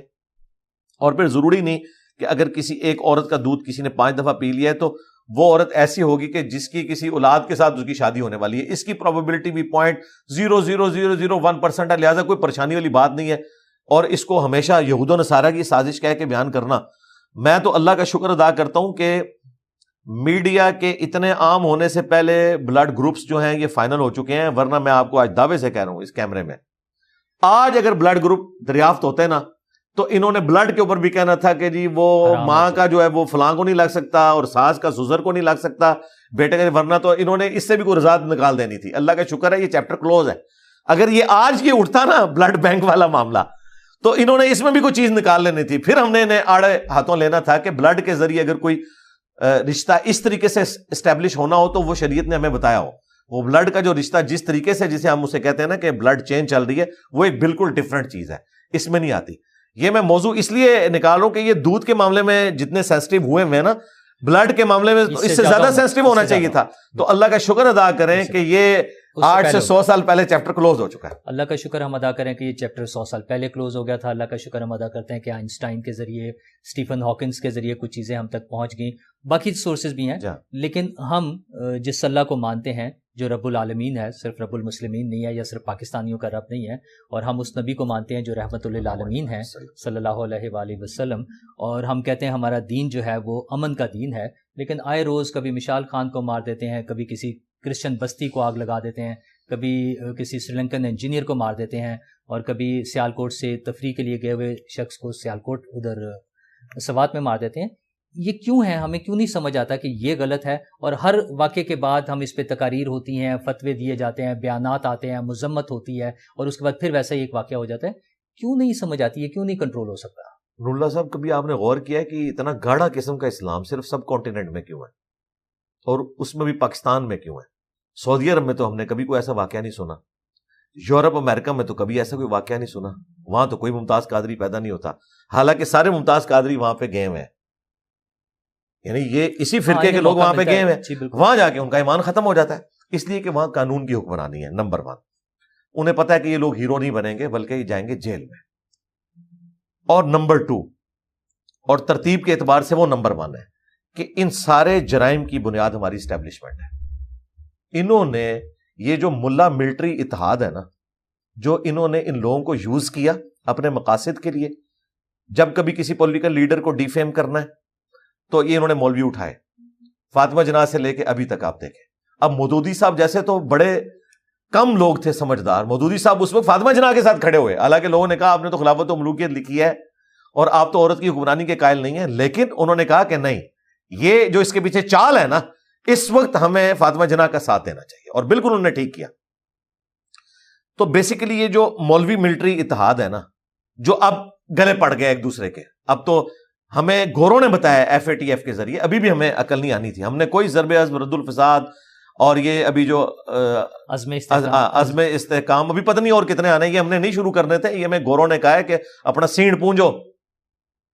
یہ 25 کروڑ کی آبادی کا جو ایٹم بم ہے، اسے اگر اس پلانٹ ارتھ پہ ساتھ لے کے چلنا ہے نا، تو انہوں نے ہمیں سمجھایا کہ بھائی اگر ان کو ساتھ لے کے چلنا ہے نا تو دنیا کو رہنے کے قابل بناؤ، یہ تم لوگوں نے کیا کچھ کیا ہوا ہے. تو یہ سب کچھ ضیاء الحق کے دور میں جو ایک پراکسی وار سنی شیعہ کی جو سعودیہ اور ایران کے اعتبار سے، ظاہر ایران میں انقلاب آیا تھا، انقلاب ایکسپورٹ ہوتا ہے، انہیں فوراً فکر پڑ گئی، یہاں پہ انویسٹمنٹ ہوئی، اور پھر جو افغان وار والا معاملہ ہوا، ان کو اوپن ایک خاص مکتب فکر کو، دیوبند کو، میں تو نام بھی لیتا ہوں، باقی لوگ تو کہتے ہیں چونکہ یہ ڈیجیٹل میڈیا ہے تو میں تو اس لیے نام بھی لیتا ہوں تاکہ بالکل ننگی کر کے بات بتائیں، سب نے تو نہیں کہنا کہ ایک تنظیم اور ایک فلاں ایک فرقہ. تو دیوبند کو انہوں نے اعلی کار بنایا اور جہاد کا جذبہ ان میں ڈال کے، اور پھر آپ کو پتہ آئے دن امام بارگاہوں میں شیعہ کی مساجد کے اندر بم پھٹتے تھے، اور چن چن کے شیعہ علماء پڑھے لکھے لوگ ان کے قتل کیے گئے. اور پھر اس کے مقابلے میں ادھر سے سپاہی محمد آئی، انہوں نے بھی اپنے معاملات شروع کیے. پھر کرتے کرتے بعد میں طالبان سے جب ہماری کٹی ہو گئی، پھر پرویز مشرف صاحب ہم پہ مسلط ہو گئے، انہوں نے ایک نئی چیز پیدا کی، وہی طالبان ہمارے خلاف ہو گئے. پھر لال مسجد کا جو واقعہ ہوا اس سے معاملات اور بگڑتے چلے گئے. پھر یہ انہوں نے ٹیشو پیپر کی طرح دیوبند فرقے کو یوز جب کر لیا تو انہوں نے کہا کہ نہیں، اب تو ہمارے پاس اس سے بھی بڑا ایک فرقہ موجود ہے جنہیں ہم یوز کر سکتے ہیں. اور ان کے پاس جینون کاز بھی ایک موجود تھی ختم نبوت کے نام کے اوپر، اور ممتاز قادری والا ایک معاملہ ہوا تھا، وہ تو پورے اخلاص کے ساتھ نکلے. لیکن یہ لوگ بڑے ہوشیار ہیں، انہوں نے 2017 میں دھرنے کروائے اس وقت کی پولیٹیکل گورنمنٹ کو کمزور کرنے کے لیے، پھر ان میں نوٹ بانٹے، اور پھر انہیں یہ پتہ نہیں تھا کہ یہ اس وقت بھی آئیں گے جب آپ ان کو نہیں بلائیں گے. یعنی خان صاحب کے دور میں، سیم پیج والوں کے دور میں بھی آگے، کیونکہ وہ اپنی کاس کے ساتھ خادم رضوی صاحب مخلص تھے. میں خادم رضوی صاحب کے عقائد اور نظریات سے سخت اختلاف رکھتا ہوں، لیکن مجھے ان کے اخلاص پہ کوئی شک نہیں ہے کہ جس چیز کو وہ صحیح سمجھتے تھے واقعی وہ صحیح سمجھتے تھے، وہ ایجنسیوں کے لیے کام نہیں کر رہے تھے. میں انہیں اس وقت سے جانتا ہوں جب میری ابھی داڑھی بھی نہیں نکلی تھی 1994 میں، جب میں FSC میں تھا تو میری گلی والی مسجد میں وہ آ کے درس دیتے تھے. ان کا پیر خانہ جیلم میں تھا، اس وقت ان کی کالی داڑھی تھی. ہاں جی، وہ مشہور بھی اتنے نہیں تھے، جامعہ نظامیہ پڑھاتے تھے، لیکن یہ مہینے میں ایک دفعہ درس دیتے تھے. تو اسپیکنگ پاور اس وقت بھی ان کی بلا کی تھی، اردو میں یہاں وہ درس دیا کرتے تھے. تو میں اس وقت سے انہیں جانتا ہوں. وہ وقتاً فوقتاً جیلم آتے بھی تھے، ہمارے جیلم کی ایک مسجد سے انہوں نے حفظ بھی کیا ہوا تھا. تو وہ اپنی کاز کے ساتھ مخلص تھے. بعد میں وہ آگے، پھر انہیں پتہ چل گیا کہ یہ کیا ہو گیا. پھر یہ جو آپ نے جتنے واقعات بتائے ہیں، جس کو بھی آپ ڈیپ ڈگ کرنا شروع کریں تو پیچھے TLP نکلنا شروع ہو جاتی ہے. تو اس میں TLP کم مجرم ہے، اسے فیسیلیٹیٹ کرنے والے اور یہ پود بنانے والے وہ بڑے مجرم ہیں. جب تک وہ اپنے گناہوں کی معافی نہیں مانگتے اس وقت تک یہ معاملات سیٹل نہیں ہوں گے. اب انہوں نے پالیٹکس میں انگیج کیا، بہت اچھی بات ہے. جماعت الدعوہ کو بھی، اہل حدیث کی جماعت تھی، انہیں بھی انہوں نے پالیٹکس میں انگیج کیا. وہ بھی خطرناک ہو سکتے تھے کیونکہ وہ بھی جیب کترے اور اس طریقے سے اسٹریٹ کرائم کرنے والے لوگ بن سکتے تھے. ان کے بھی فنڈ ظاہر بند ہوئے ہیں تو انہوں نے بھی تو بے روزگار ہوئے، انہوں نے تو فن کوئی نہیں سیکھا ہوا. تو یہ بہت بڑا خطرہ تھا، لیکن اللہ کا شکر ہے کافی حد تک ان کو مینج کیا گیا. ان کی چونکہ شروع سے اس طرح نان اسٹیٹ ایکٹر والی تربیت نہیں ہوئی تھی. جماعت الدعوہ کو میں نے بڑے قریب سے دیکھا ہے. لوگ تو سمجھتے ہیں کہ شاید اہل حدیث جو فرقے کے جو اس قسم کے لوگ پاکستان میں پائے جاتے ہیں وہ بھی نان اسٹیٹ ایکٹر ہیں. وہ نان اسٹیٹ ایکٹر نہیں. حافظ سعید صاحب کو اس حوالے سے میں خراج تحسین پیش کرتا ہوں کہ انہوں نے تربیت یہ کی تھی کہ پاکستان میں کبھی ان کے ماننے والے نے کوئی اس قسم کی ایکٹیویٹی آج تک نہیں پرفارم کی. وہ اپنے نظم و ضبط میں رہ کے جو بھی ہاں اس سے وہ باہر نہیں. اور اس کی وجہ سے طالبان نے جماعت الدعوہ کے سینکڑوں لوگوں کو قتل بھی کیا. یہ اس کی قیمت انہیں ادا کرنی پڑی ہے اس کی وجہ سے, کیونکہ وہ بہرحال اسٹیٹ کے ساتھ کھڑے رہے. اچھا, باقی جو ان سے ہمیں نظریات کا اختلاف ہے, کشمیر جہاد کا تو میں بالکل ایگری نہیں کرتا اسٹیبلشمنٹ کے ساتھ. اب تو خیر انہوں نے خود جان چھڑا لی ہوئی ہے. میں تو جب اس وقت بھی تھا مودودی صاحب کا موقف درست تھا, وہ ایک الگ بات, لیکن پاکستان میں اس قسم کی کوئی ایکٹیویٹی نہیں کی انہوں نے. ہاں, عرب ملکوں کے اندر جو آپ کو یہ سارا فساد نظر آ رہا ہے جہاد کے نام کے اوپر, وہ میں مانتا ہوں کہ وہ اہل حدیث فرقے کے لوگ ہیں, بڑے ہارڈ لائنر قسم کے, جس طرح داعش ایک جماعت اب تو آلموسٹ وہ ختم ہو چکی ہے. انہیں فنڈنگ پھر امریکہ نے بھی کی, سعودیہ نے بھی کی, بعد میں وہ ان کے گلے فٹ ہو گئی. تو یہ بیسیکلی ان میں بھی جو لوگ تھے, یہاں سے بھی کئی لوگ گئے, وہ مخلص تھے لیکن وہ یوز ہو گئے. یہ سب سے بڑا مسئلہ ہے کہ بڑے لوگ جو ہیں وہ بکے ہوئے ہوتے ہیں, نیچے لوگ یوز ہو رہے ہیں. میں ٹی ٹی پی کے بھی جو عام لوگ ہیں انہیں مخلص سمجھتا ہوں. اوپر کے لوگ جو ہیں وہ انڈیا سے فنڈ لے رہے ہیں اور وہ اپنے معاملات کو لے کے چل رہے ہیں. نچلے لوگ سمجھتے ہیں کہ ہم کوئی اسلامی نظام کے لیے کر رہے ہیں, حالانکہ اسلامی نظام والوں کا کریکٹر اس طرح کا ہوتا ہے جس طرح کا ان کا کریکٹر ہے. یعنی سیکس کے پوائنٹ آف ویو سے اگر آپ ان کو کلوزلی دیکھیں تو اسلام تو دور دور تک نظر نہیں آتا. اچھا, یہ جو توہین کے حوالے سے جو واقعات ہو جاتے ہیں, ان کا حل کیا نکلے گا, کہاں رک سکتے ہیں؟ اور جب ہم ایک اس میں آرگومنٹ یہ لیتے ہیں کہ یہ جو شخص مارا گیا ہے اس نے یہ جرم نہیں کیا تھا, تو کیا ہم کہیں انڈائریکٹلی یہ پروپیگیٹ تو نہیں کر رہے ہوتے کہ اگر یہ جرم صحیح ہوتا تو اس کو مار دینا چاہیے تھا؟ کیا یہ کراؤڈ کے پاس یہ اتھارٹی ہے کہ کسی کا جرم ہو تو اس کو مار دیں, یا اس کے لیے اسٹیٹ عدالتیں یہ ساری چیزیں ہی ہوں گی صرف؟ دیکھیں, علماء تو سارے مانتے ہیں کہ اسٹیٹ ہوگی, عدالتیں ہوں گی, یہ سب کچھ ہوگا, قانون کو ہاتھ میں نہیں لینا چاہیے, سب مانتے ہیں.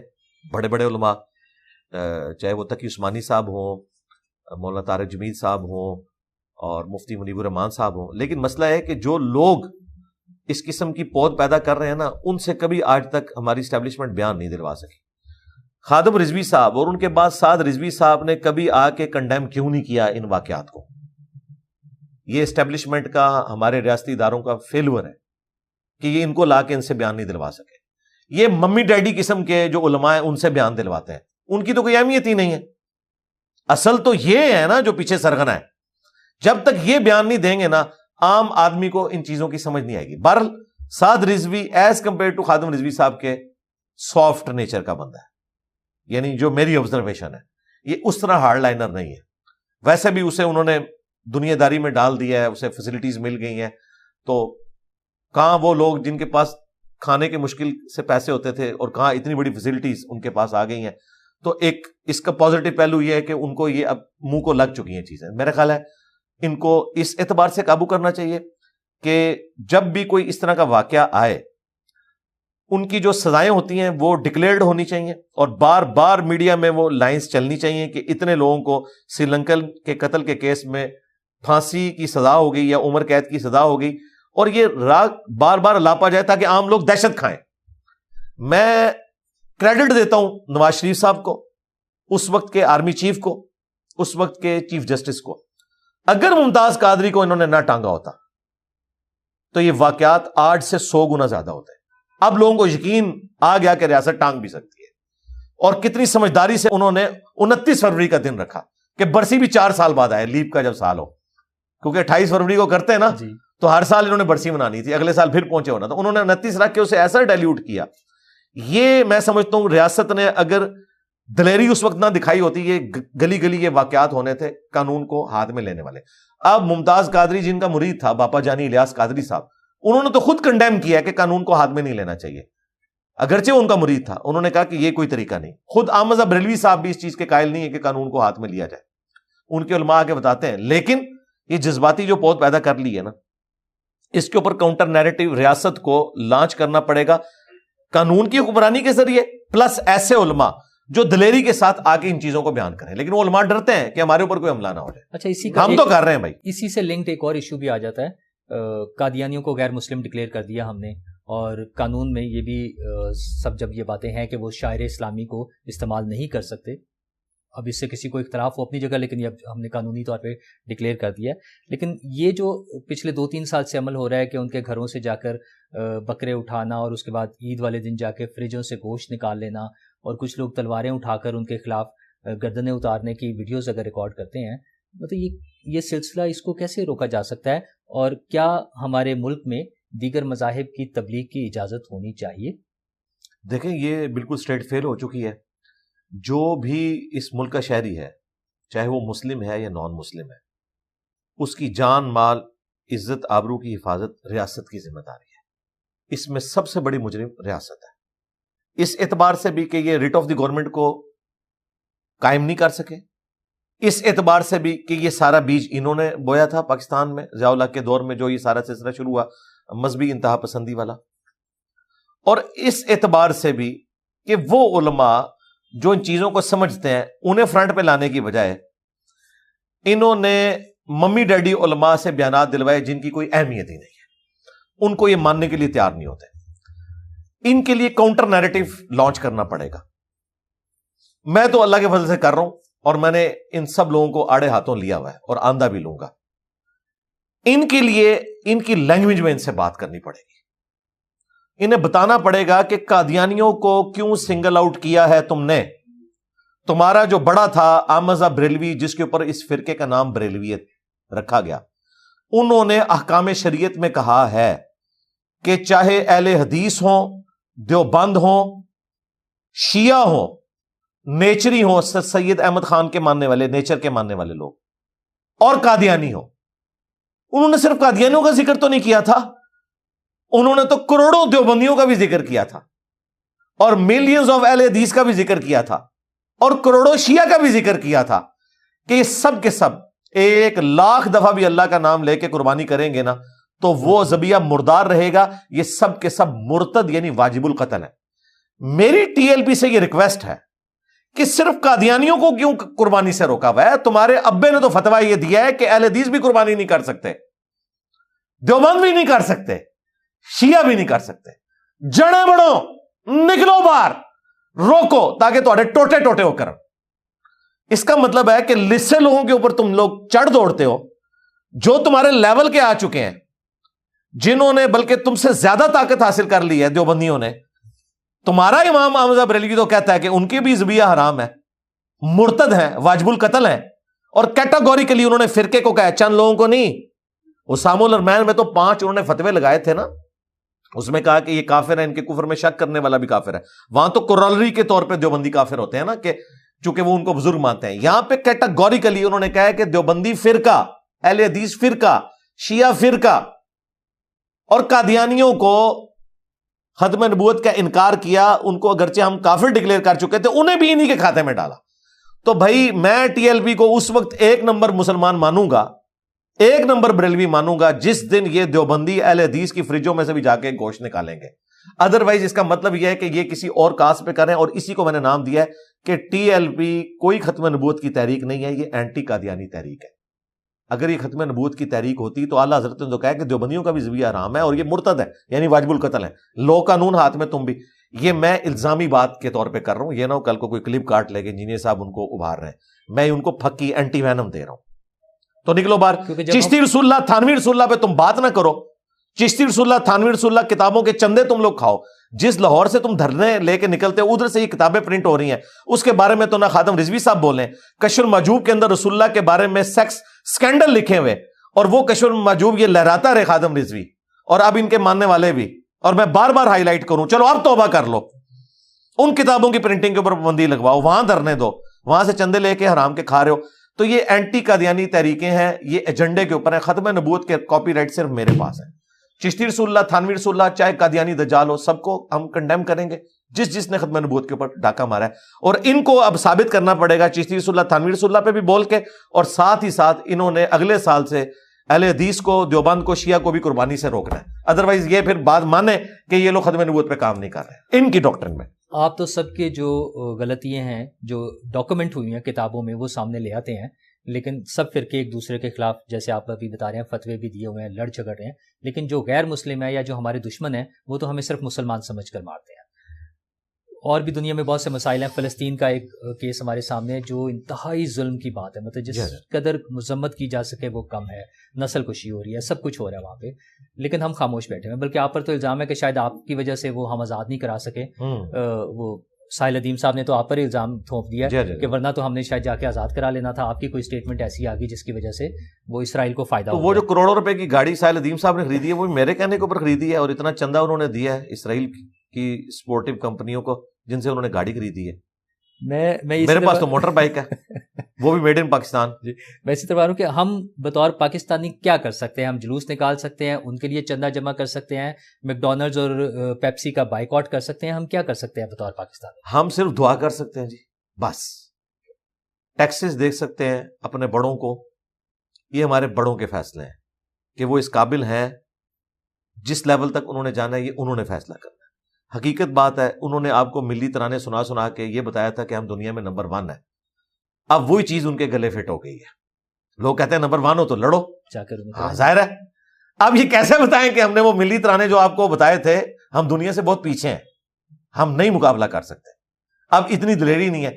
اس لیے یہ بات میں 12 کئی ویڈیوز میں کہہ چکا ہوں, جب تک ہماری فوج, ہماری عدلیہ, ہمارے پولیٹیشنز سچ بولتے نہیں ہیں نا, ماضی کے سارے باتوں کے اوپر معافی نہیں مانگتے, اس وقت تک آگے چل نہیں سکتے.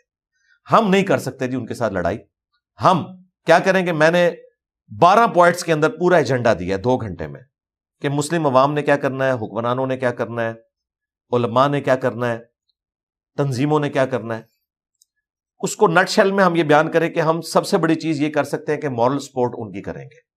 سوشل میڈیا کے پلیٹ فارم کے اوپر ان کے حق میں آواز اٹھائیں گے, جو نان مسلم بھی آج اٹھا رہے ہیں, پروٹیسٹ کریں گے. اور اس کا اثر نظر آیا جب 7 اکتوبر 2023 کو یہ سلسلہ شروع ہوا تھا. اس وقت یورپ اور امریکہ کی اکثریت اسرائیل کے ساتھ تھی کہ مظلوم ہے جی, 5000 میزائل ان پہ پھینکے گئے. لیکن عوام کی اکثریت جی اب دیکھیں ڈائنامک یہ چینج کس طرح ہوئی ہے. یہ ہمارے حکمرانوں کی وجہ سے نہیں ہوئی, ہماری فوجوں کی وجہ سے نہیں ہوئی, یہ ہوئی ہے وہ ڈیجیٹل میڈیا کے اوپر پروٹیسٹ کرنے, یونیورسٹیز میں نان مسلم نے جو مسلمانوں کے حق میں آواز اٹھائی, مسلمانوں نے بھی اٹھائی, یہی کرنے کا کام ہے. دوسرا ساؤتھ افریقہ نے جو کام کیا انٹرنیشنل عدالت میں, وہ لے کے گئے مقدمہ, ہاں جی یہ کام تھا. UN کی قراردادیں اور پھر لابنگ کی جائے.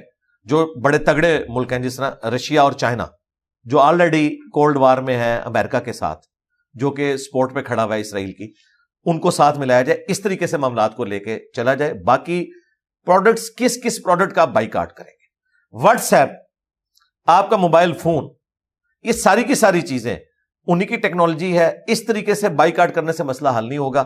KFC کا تو انہوں نے چاندی کروا دی ہے. جب سے انہوں نے بائیکاٹ کروایا ہے انہوں نے اپنی ڈیلز لگائی ہیں, باقی ساری دکانیں ویران ہو گئی ہیں. وہاں تو آپ کو لائن میں, یعنی جو مجھے بتاتے ہیں جو ہمارے جاننے والے, یہ نہ سمجھیے گا کہ میں کوئی لائن میں لگا ہوتا ہوں, مجھے تو انٹرسٹ ہی کوئی نہیں. میں تو یہ کولڈ ڈرنکس یہ چیزیں استعمال ہی نہیں کرتا. میں تو گھر کا بنا ہوا جو ہے وہ دودھ پتی کا مگ جو ہے وہ, اور ساتھ چپس رکھ کے, اور چکن اگر کوئی روسٹ ہوا ہو تو رکھ کے, تو مولویوں کی چیخیں انجوائے کرتا ہوں.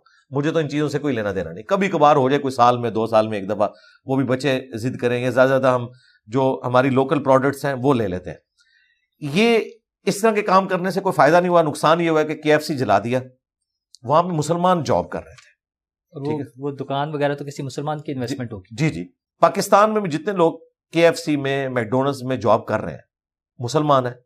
میں ان سارے موٹیویشنل سپیکرز علماء کو مخلص سمجھتا جب یہ کہتے کہ ہماری انکم اتنی ہے. ان کا آپ لیونگ سٹائل دیکھ لیں کیا ہے, ہماری انکم اتنی ہے, اور یہ اناؤنسمنٹ کرتے کہ اتنے KFC کے جو ملازمین ہیں, اتنی برانچز جو ہے نا ان کا آپ بائیکاٹ کریں, ادھر اتنے بندے ملازم ہیں, کل سے ان کی تنخواہیں ہم دیں گے, ان کے گھر کا چولہا ہم جلائیں گے, اور آپ اپنی جاب چھوڑ دیں, وہ KFC کی وہ اس کا آپ بائیکاٹ کریں. کوئی اس طرح کا کوئی سولوشن تو سامنے نہیں آیا نا.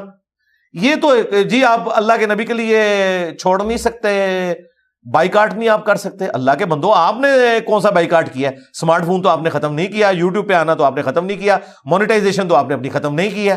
اس کا مطلب ہے کہ یہ اسی طریقے سے ہے جس طرح وہ کہتے ہیں ہم ختم نبوت پہ کام کر رہے ہیں, اور ختم نبوت کا مطلب یہ ہے کہ صرف قادیانیوں کے خلاف بولنا, چشتی رسول اللہ, تھانوی رسول اللہ پہ نہ بولنا. یہاں بائیکاٹ کا مطلب یہ ہے کہ ہم جس چیز کا بائیکاٹ کر سکتے ہیں وہ کریں گے, باقی چیزوں کو جو ہم جس کو نہیں چھوڑ سکتے, گاڑیاں ہم انہی کی استعمال کریں گے, انٹرنیٹ ہم انہی کا استعمال کریں گے. تو یہ 2 نمبری کے اوپر مبنی جو بائیکاٹ ہے یہ چھوڑیں. یہ کہنا کہ جی ہم جو ہے نا وہ سلیکٹڈ کر رہے ہیں, کچھ تو کر رہے ہیں نا بھائی, وہ جو سلیکٹڈ آپ کر رہے ہیں نا وہ آپ کو زیب دیتا ہے. آپ کو نقصان نہیں ہے. جن کا ہے نا ان سے پوچھیں. فرانس میں بیٹھ کے کہہ رہے ہوتے ہیں فرانس کی پروڈکٹ کا بائیکاٹ, اور فرانس میں بیٹھ کے میں نے کئی ٹی ایل پی کے لوگوں کو دیکھا ہے, انہوں نے پوسٹیں لگائی ہوئی ہیں.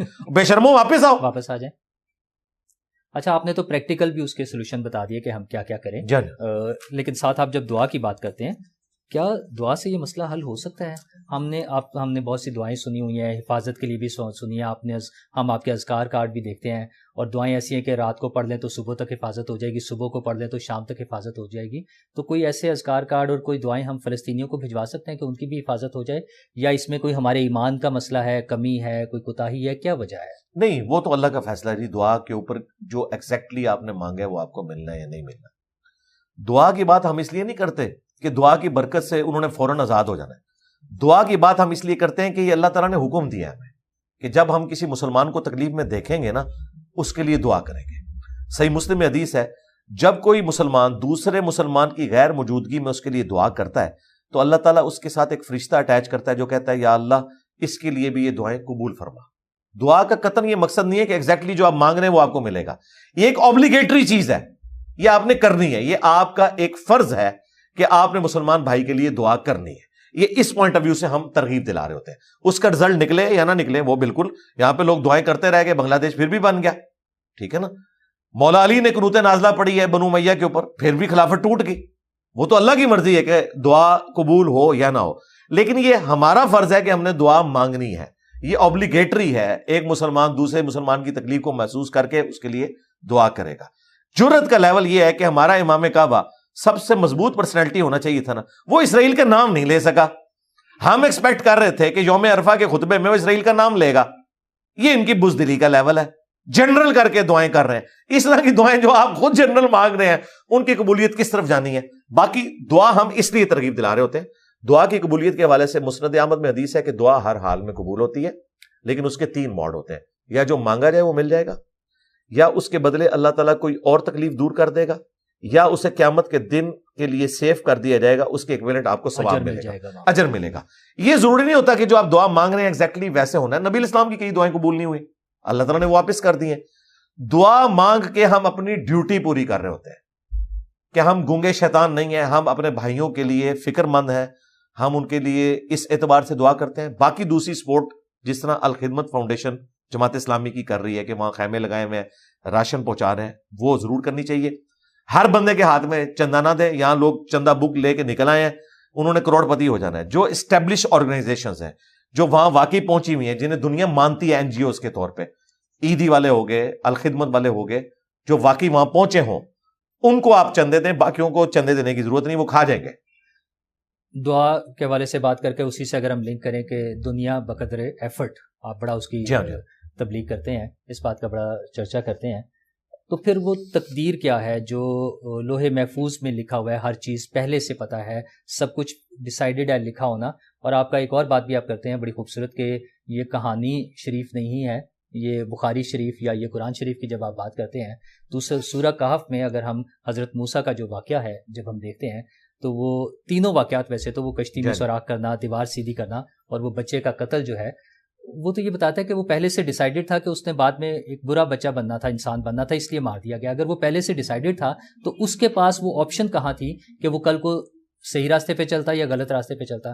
کیا یہ سب چیزیں پہلے سے ڈیسائیڈڈ ہیں؟ نہیں, اگر یہ ہم مان لیں تو رسولوں کا مقدمہ, کتابوں کا مقدمہ, آخرت کا مقدمہ ہی ختم ہو جائے گا. لوگوں نے تقدیر کو بالکل غلط سمجھا ہے. تقدیر یہ ہے ہی نہیں ہے.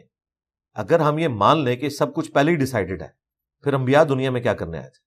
قرآن میں یہ آیت کیوں نازل ہوئی, انا ہدیناہ السبیل اما شاکرا و اما کفورا, ہم نے ہدایت کا راستہ واضح کر دیا, چاہے تو شکر گزاری کی روش اختیار کرو, چاہو تو ناشکری کی روش اختیار کرو. بالکل ایسا نہیں ہے, اللہ تعالیٰ نے انسان کو اختیار دیا ہے. ہاں کچھ چیزیں ایسی ہیں جو ہمارے اختیار سے باہر ہیں. مثلا میں اپنے ماں باپ چوز نہیں کر سکتا, میں اپنی عمر چوز نہیں کر سکتا, بیمار ہوں تو علاج کروا سکتا ہوں, لیکن میری میڈیکل لائف کتنی ہوگی یہ میں چوز نہیں کر سکتا. کوشش ضرور کر سکتا ہوں. میرے قد سے متعلق ڈیسیژن میں خود نہیں کر سکتا, میری آنکھوں کا کلر میں خود ڈیفائن نہیں کر سکتا. اب مزے کی بات ہے کہ جتنی چیزیں ہیں نا ان کے بارے میں مجھ سے پوچھا بھی نہیں جانا, مجھ سے نہیں پوچھا جائے گا تیرا قد اتنا کیوں تھا. اکاؤنٹیبلٹی جن چیزوں کی ہے اس کا اختیار آپ کو دیا گیا ہے. اگر وہ اختیار نہیں مانیں گے تو یہ تو گمراہی کے اوپر مبنی عقیدہ ہے. یہ جو اختیار کو نہیں مانتے تھے وہ جبریہ تھے، وہ بھی گمراہ ہے. قدریہ اور جبریہ کا دوسری طرف قدریہ ہے جو کیٹاگوریکل ڈینائل کرتے ہیں. قدریہ کا موقف جو ہے نا، اگر اس میں تھوڑا سا غلوف نکال دیا جائے نا، وہ پھر بھی کسی لاجک کے اوپر قرآن و سنت میں بیٹھتا ہے. جبریہ کا تو بالکل نہیں بیٹھتا، سیدھی سی بات ہے. اب آ جائیں کہ اہل سنت کا موقف کیا ہے کہ ہم درمیان میں کچھ چیزوں کا ہمیں اختیار دیا گیا، کچھ چیزیں اللہ نے ہمارے لیے ٹیسٹ کے طور پہ رکھی ہوئی ہیں. یہ جو آپ نے موسیٰ اور خضر کا واقعہ جو سورۃ الکہف میں ہے اس کو بیان کیا، اس میں اللہ تعالیٰ نے مسئلہ تقدیر سمجھایا تھا کہ اگر تمہیں کوئی تکلیف پہنچے نا تو تمہیں یہ صبر کر لینا چاہیے کہ اس میں مستقبل میں تمہارے لیے کوئی خیر پوشیدہ ہے. وہ جو بچہ مرا اس کی عمر اللہ کے ہاں اتنی ہی لکھی ہوئی تھی. اسرائیل نے اس کی روح قبض کرنی تھی، وہاں پہ اسرائیل کی ڈیوٹی پوری کر دی حضرت خضر نے، اور اس کے گیس یہ سمجھایا گیا کہ جب بڑا اگر ہوتا تو یہ کرتا. یہ ایک تسلی کے لیے، اس نے بڑا ہونا ہی نہیں تھا، اللہ کی ڈیسٹنی میں ہمیشہ سے اس کی عمر اتنی تھی. یہ ایک تسلی دی گئی ہے. یہ نہیں ہے کہ اللہ تعالیٰ نے اسے بڑا کرنا تھا اور بعد میں اللہ تعالیٰ نے ڈیسیژن چینج کر دیا، نہیں، اس طرح نہیں. البتہ ایک چیز ہے کہ تقدیر میں یہ بھی لکھا ہوا ہے کہ اس سے یہ تکلیفیں آئیں گی، لیکن اگر اس نے دعا کی تو میں یہ تکلیفیں ختم کر دوں گا. یہ بھی تقدیر میں لکھا ہوا ہے. لہٰذا یہ جو کہا جاتا ہے تقدیر نہیں بدلتی، وہ ٹھیک کہا جاتا ہے پارشلی. وہ تقدیر میں لکھا ہوا ہے، اگر نہیں مانگے گا تو نہیں بدلی جائے گی، کوئی نیکی کا کام نہیں کرے گا تو نہیں بدلی جائے گی، اور اگر کر لے گا تو بدلی جائے گی. اور یہ بھی تقدیر میں پہلے لکھا ہوا ہے، لہٰذا یہ بھی تقدیر کا حصہ ہے. تقدیر اللہ کا نالج ہے، یہ کوئی سلیبس نہیں ہے جسے ہم نے فالو کرنا ہے. اللہ کو اپنے ایکسپرٹ علم سے پہلے ہی پتا تھا کہ یہ ہوگا، نہ کہ یہ کہ اللہ نے کہا یہ ایسا کرے گا. ایسا نہیں ہے، یہ بالکل نہیں ہے. تو پھر قرآن کا مقدمہ ہی ختم ہو جائے گا. جس طرح ایک نالائق شاگرد کو ایک لائق استاد پیپر سے پہلے بلا کے کہتا ہے کہ بھائی تو نے تو فیل ہو جانا ہے، اس کا یہ مطلب نہیں ہے کہ وہ فیل ہو گیا تو اب اس استاد کی وجہ سے ہوا. نہیں، استاد کی وجہ سے نہیں ہوا، اس کے کرتوت سے اس نے فورس ہی کر لیا. اس طریقے سے اللہ نے اپنے علم سے فورس ہی کیا. اور اگر وہ اچھا پیپر کر لیتا تو پاس ہو جاتا، وہ فیل ہو جاتا، استاد فیل ہو جاتا، کرتا محنت کرتا. اللہ تبارک و تعالیٰ نے اپنے علم کے ساتھ مستقبل کو فورس ہی کیا اور اپنے پاس رکھا ہے، ہمیں بتایا ہی نہیں ہے. جب وہ ہمیں پتہ ہی نہیں ہے، ہم اس علم کے اوپر بیٹھ کے کیسے جھگڑ سکتے ہیں کہ جو میرے علم میں ہی نہیں ہے. جس طرح بخاری مسلم میں حدیث ہے، نبی علیہ السلام ایک جگہ بیٹھے ہوئے تھے، آپ نے فرمایا کہ تمہارا جنت میں جانا یا جہنم میں جانا اللہ کی تقدیر میں لکھا ہے. تو ایک صحابی نے کہا یا رسول اللہ پھر لکھے پہ اکتفا کر لیں. اس حدیث کو حضرت علی نے روایت کی ہے. تو نبی علیہ السلام نے فرمایا کہ اچھے اعمال کرو، اگر تم جنتی ہوئے تو تمہارے لیے وہ اعمال آسان ہوتے جائیں گے. یعنی نبی علیہ السلام نے ترغیب دلائی کہ جو واقعی اچھا بننا چاہتا ہے اس کے لیے اعمال آسان ہوں گے. یہ جہنم انسان خود کماتا ہے. کتنا انٹلیکچوئل جواب دیا ہے. ورنہ آپ کو کہنا چاہیے تھا ٹھیک ہے جو مرضی کر لو، نماز پڑھ لو، تم نے جانا ہی جہنم ہے. یہ نہیں ہے، وہ اللہ کا علم ہے جو ہمیں پتہ ہی نہیں. اب میں کیسے یہ ڈیسائیڈ کروں کہ جو مجھے پتہ ہی نہیں ہے کہ پتہ نہیں میرا یہ نہ کہیں لکھا ہو تو میں اس وجہ سے آپ نیکی کا کام چھوڑ دوں. نہیں، اگر میں نیکی کا کام کر رہا ہوں تو جناب جنرلی آپ جنت کے لیے پیدا ہوئے ہیں. یہ ذہن میں رکھیے گا. یہ بیڈ لک صرف دنیا کی زندگی میں ہے کہ آپ کو محنت کا اجر نہ ملے. آخرت میں کوئی بیڈ لک نہیں ہے. یہ بالکل وہ جو کلیئر کر انسان اور وہ جو پیدا ہی کیا گیا جہنم کے ایندھن کے لیے جن کو، وہ تو اللہ تعالیٰ نے ایکسپرٹ اوپینین دیا ہے نا کہ جو میجورٹی اس طرف چلی جائے گی، نہ کہ یہ کہ ہم نے اسے پابند کیا کہ جائے. وہ قرآن میں آیا کہ ہم نے انہیں آنکھیں دی تھی وہ دیکھتے نہیں، کان دیے تھے وہ سنتے نہیں، عقل دی تھی وہ عقل کو استعمال نہیں کرتے. اولئک کالانعام بل هم اضل، وہ چوپایوں کی مانند ہے بلکہ اس سے بھی گئے گزرے. وہ اللہ تعالیٰ نے کہا ہے کہ یہ خود اپنے انسٹرومنٹس کو یوز نہیں کرتے، اس وجہ سے یہ گمراہی کا راستہ اپنے لیے کھولتے ہیں. نہ کہ یہ کہ اللہ تعالیٰ نے انہیں پابند کیا ہے کہ وہ ضرور جہنم میں جائیں گے. بالکل ایسا نہیں ہے.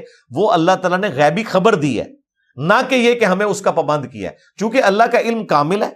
اصل میں جو سوال ہے نا اس کا وہ یہ بنتا ہے کہ اگر اللہ کو پتا تھا کہ الٹیمیٹلی اس انسان نے اپنی مرضی سے جہنم ہی کمانی ہے تو ہمیں اس تکلیف میں ڈالا کیوں؟ ہاں، اس سوال کو اللہ نے بیان کر دیا. لا یسأل عما یفعل وهم یسألون. اللہ کو کوئی نہیں پوچھ سکتا کہ اس نے کوئی کام کیوں کیا، وہ سب کو پوچھ سکتا ہے. تو سوال ہی ختم ہو گیا نا. جی سوال ختم.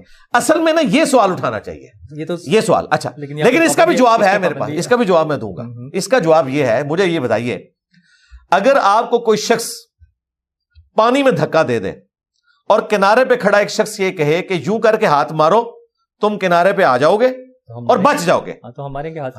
اچھا آگے سے وہ یہ کہنا شروع کر دے مجھے بتاؤ میری مرضی کے بغیر مجھے دھکا کس نے دیا، یعنی میری مرضی کے بغیر مجھ سے پوچھے بغیر مجھے کس نے پیدا کیا، تو بھائی آپ ڈوب جائیں گے. پہلے تو کنارے پر آنا ہے. تو اس کا حال یہ ہے کہ وہ اس کو بتائے گا بھی کنارے پہ آ جاؤ، پھر دھکا دینے والے سے بھی پوچھ لینا. یہ جو کنارے پہ کھڑا شخص ہے یہ وقت کا پیغمبر ہے جو کہہ رہا ہے کہ تمہیں اللہ نے پیدا کیا ہے, ہاتھ پاؤں مارو جنت تک پہنچ جاؤ گے. جنت میں جا کے انشاءاللہ ہم مل کے پوچھیں گے کہ یا اللہ ہماری مرضی کے بغیر ہمیں کیوں پیدا کیا. اور میں آپ کو یقین سے کہتا ہوں جب جنت میں کوئی پہنچ جائے گا وہ کہے گا یا اللہ تیرا شکر ہے کہ تو نے اپنی خدائی میں مجھے ساتھ شامل کر لیا, خالق اور مخلوق کے فرق کے ساتھ, کہ تو پوری کائنات پہ حکم چلا رہا تھا, مجھے بھی ایک کائنات تو نے دے دی, کن فیکون کا حکم چل رہا ہے. تو یہ تیری مہربانی ہے کہ میں ہمیشہ سے نہیں تھا لیکن تو نے مجھے ہمیشہ کے لیے پیدا کیا اور ہمیشہ کی کامیابیاں میری مقدر ہوں. نہیں وہاں تو شاید ہماری ریکارڈنگ ہی سنا دی جائے جو ہم نے وہ عہد دیا ہوا ہے, وہ نہ بھی سنائی جائے. ہم نے تو بھائی جنت میں جا کے پوچھنا بھی نہیں ہے ہاں کہ بھائی ہم جنت میں پہنچ کے بھائی دنیا میں صحیح پیدا کیا. اچھا جو غلامی کا ایک کانسیپٹ ہے وہ ابراہم لنکن کو کریڈٹ دینا ہے یا کہیں مذاہب نے بھی اس کے قطعیت کے ساتھ اس کو ختم کرنے کے لیے کوئی احکامات دیے ہیں کہیں پر؟ ابراہم لنکن جو ہے نا جی وہ تو آپ سمجھ لیں ایپیکس ہے اس کا, اسے کریڈٹ بنتا ہے. یہ بالکل ناانصافی ہوگی اگر اسے کوئی کریڈٹ نہیں دیتا. یہ اس طریقے سے ہے کہ آپ آئنسٹائن کو کریڈٹ نہ دیں, نیوٹن کو کریڈٹ نہ دیں. آج ہم جتنی فیسلٹیز اویل کر رہے ہیں نہ اجمیر شریف والوں نے دی ہیں نہ بغداشی والوں نے دی ہیں. ہماری ایک ایک چیز, ہمارے کپڑے بھی اتر جائیں اگر لوگوں کی کنٹریبیوشن نہ ہوتی ہے. جو جن مشینوں پہ یہ کپڑے بنے ہوئے ہیں, ہم اس وقت سائنس کے مرہون منت ہیں, ان فزکس کی فیلڈ کے ایکسپرٹس کے مرہون منت ہے جنہوں نے ہمیں اتنی فیسلٹیز دی ہیں کہ ہم زندگی اپنی سکون سے گزار رہے ہیں, عبادات بھی سکون سے کر رہے ہیں. وہ کریڈٹ ان کو دینا چاہیے. غلامی کا جو ایک ابتدا والا معاملہ ہوا وہ کریڈٹ رسول اللہ صلی اللہ علیہ وآلہ وسلم کی ذات کو جاتا ہے کہ انہوں نے پہلی دفعہ جو پیسا ہوا طبقہ تھا غلاموں کا اور عورتوں کا, انہیں ان کی جو بیسک نیڈز کے حوالے سے جو بیسک ان کے حقوق تھے وہ دیے کہ جو خود کھاتے ہو انہیں کھلاؤ گے, جو خود پہنتے ہو انہیں پہناؤ گے. اور اس طریقے سے عورتوں کے حقوق تو اتنے زیادہ کر دیے کہ بعض معاملات میں مردوں سے بھی زیادہ ہو گئے. اس معاشرے میں جہاں عورت کی کوئی عزت نہیں تھی, عورتوں کے حقوق کا کریڈٹ رسول اللہ صلی اللہ علیہ وآلہ وسلم کی ذات کو 100% جاتا ہے. ادھر سے یہ سوچ نکلی ہے. اس ماڈرن ورلڈ میں آپ کو عورت ایک کموڈٹی کے طور پہ پیش کی جا رہی ہے, اس کے حقوق کی بات نہیں ہو رہی ہے. سیدھی سی بات ہے. جو حقوق اسلام نے عورت کو دیے ہیں کہ وہ گھر کی رانی ہے, مرد نے کما کے اسے کھلانا ہے. جناب یہ والی زندگی آج فیملی لائف جو ٹوٹی ہوئی ہے, آپ ذرا یورپ امریکہ کی میں تو وہ سارے انٹرویوز نیو مسلمز کے بھی دیکھتا ہوں, وہاں کے لوگوں کے بھی, کہ کس قسم کی ان کی زندگی ہے. جو باقی انصاف کی وجہ سے معاشرہ قائم ہے وہ اپنی جگہ ہے, بیسک نیڈز ان کی پوری ہو رہی ہیں, لیکن یہ جو خاندانی نظام ہے ان کا تو برتھ ریٹ اب نیگیٹو میں جا رہا ہے. اس لیے تو وہ آپ کو وہاں پہ پناہ دے رہے ہیں اور ویزے انہوں نے کھولے ہوئے ہیں, وہ اسی وجہ سے کہ وہ سارا سسٹم ان کا ٹوٹ گیا. رہا جو غلامی والا کریڈٹ ہے, وہ کریڈٹ نبی صلی اللہ علیہ وآلہ وسلم کی مبارک ذات کو 70% جاتا ہے اور بعد کا 30% میں ابراہم لنکن کو دوں گا. نبی الاسلام نے اس وقت گیون سرکمسٹانسز میں اس سے بیسٹ پاسبلٹی نہیں تھی. لوگ کہتے ہیں کہ نبی الاسلام نے خود حرام کیوں نہیں قرار دے دیا, یا اللہ تعالیٰ آپ کے ذریعے. بھئی پورے کا پورا سسٹم غلاموں کے اوپر چل رہا تھا. اگر انہیں چھوڑا جاتا, ان کے پاس کوئی ہنر نہیں تھا, انہوں نے واپس ادھر ہی آنا تھا. اس لیے بار بار ترغیب دلائی گئی کہ غلاموں کو آزاد کیا جائے اور اس کے اوپر جتنے ایسی جو گناہ کرنے کے اوپر پینلٹیز ہیں, اگر قتل نہ حق ہو گیا ہے یا کسی نے روزہ توڑ دیا ہے اس کے اوپر بھی غلام آزاد کیا جائے. اس سسٹم کو اتنا ڈسکریج کیا گیا کہ یہ وقت کے ساتھ اپنی موت مر جائے. دوسری طرف جو لوگ خود محنت کر کے اپنے آپ کو آزاد کروانا چاہیں تو اس کے لیے حکم جاری کر دیا. پہلے تو یہ ہو ہی نہیں سکتا تھا. ہاں مکاتبت کا. اچھا تو آپ وہ سارے سٹیپس دیکھیں, وہ شروع کے طے کروائے, پھر انسان اس طرف آیا. موجودہ جو انسان کی ترقی ہے اس کا کریڈٹ 70% اگر قرآن کو جاتا ہے تو 30% بعد کے لوگوں کو بھی جاتا ہے کہ جنہوں نے اس کے ذریعے اپنا دماغ کھولا. ہم یہ نہیں کہیں گے کہ بعد کے لوگوں کی کوئی کنٹریبیوشن نہیں ہے, چاہے غلامی کا ایشو ہو, چاہے بیسک ہیومن رائٹس کا مسئلہ ہو, عدلیہ کے نظام کا مسئلہ ہو, ڈیموکریٹک ویلیوز کا ایشو ہو, وہ ہم جس کا جو بھی ڈیو کریڈٹ ہے وہ ہم اس کو دیتے ہیں. کارل مارکس کا جو کریڈٹ بنتا ہے وہ ہم اس کو دیں گے, جو غلطی ہے اس میں ہم اختلاف رائے کریں گے. سب کی کنٹریبیوشن ہے. اور اگر کسی کو یہ میری بات کسی مسلمان کو بری لگے نا, تو جس مسلمان کو یہ آئیڈیل کے طور پہ تصور کرتے ہیں نا, وہ ڈاکٹر اقبال ہے.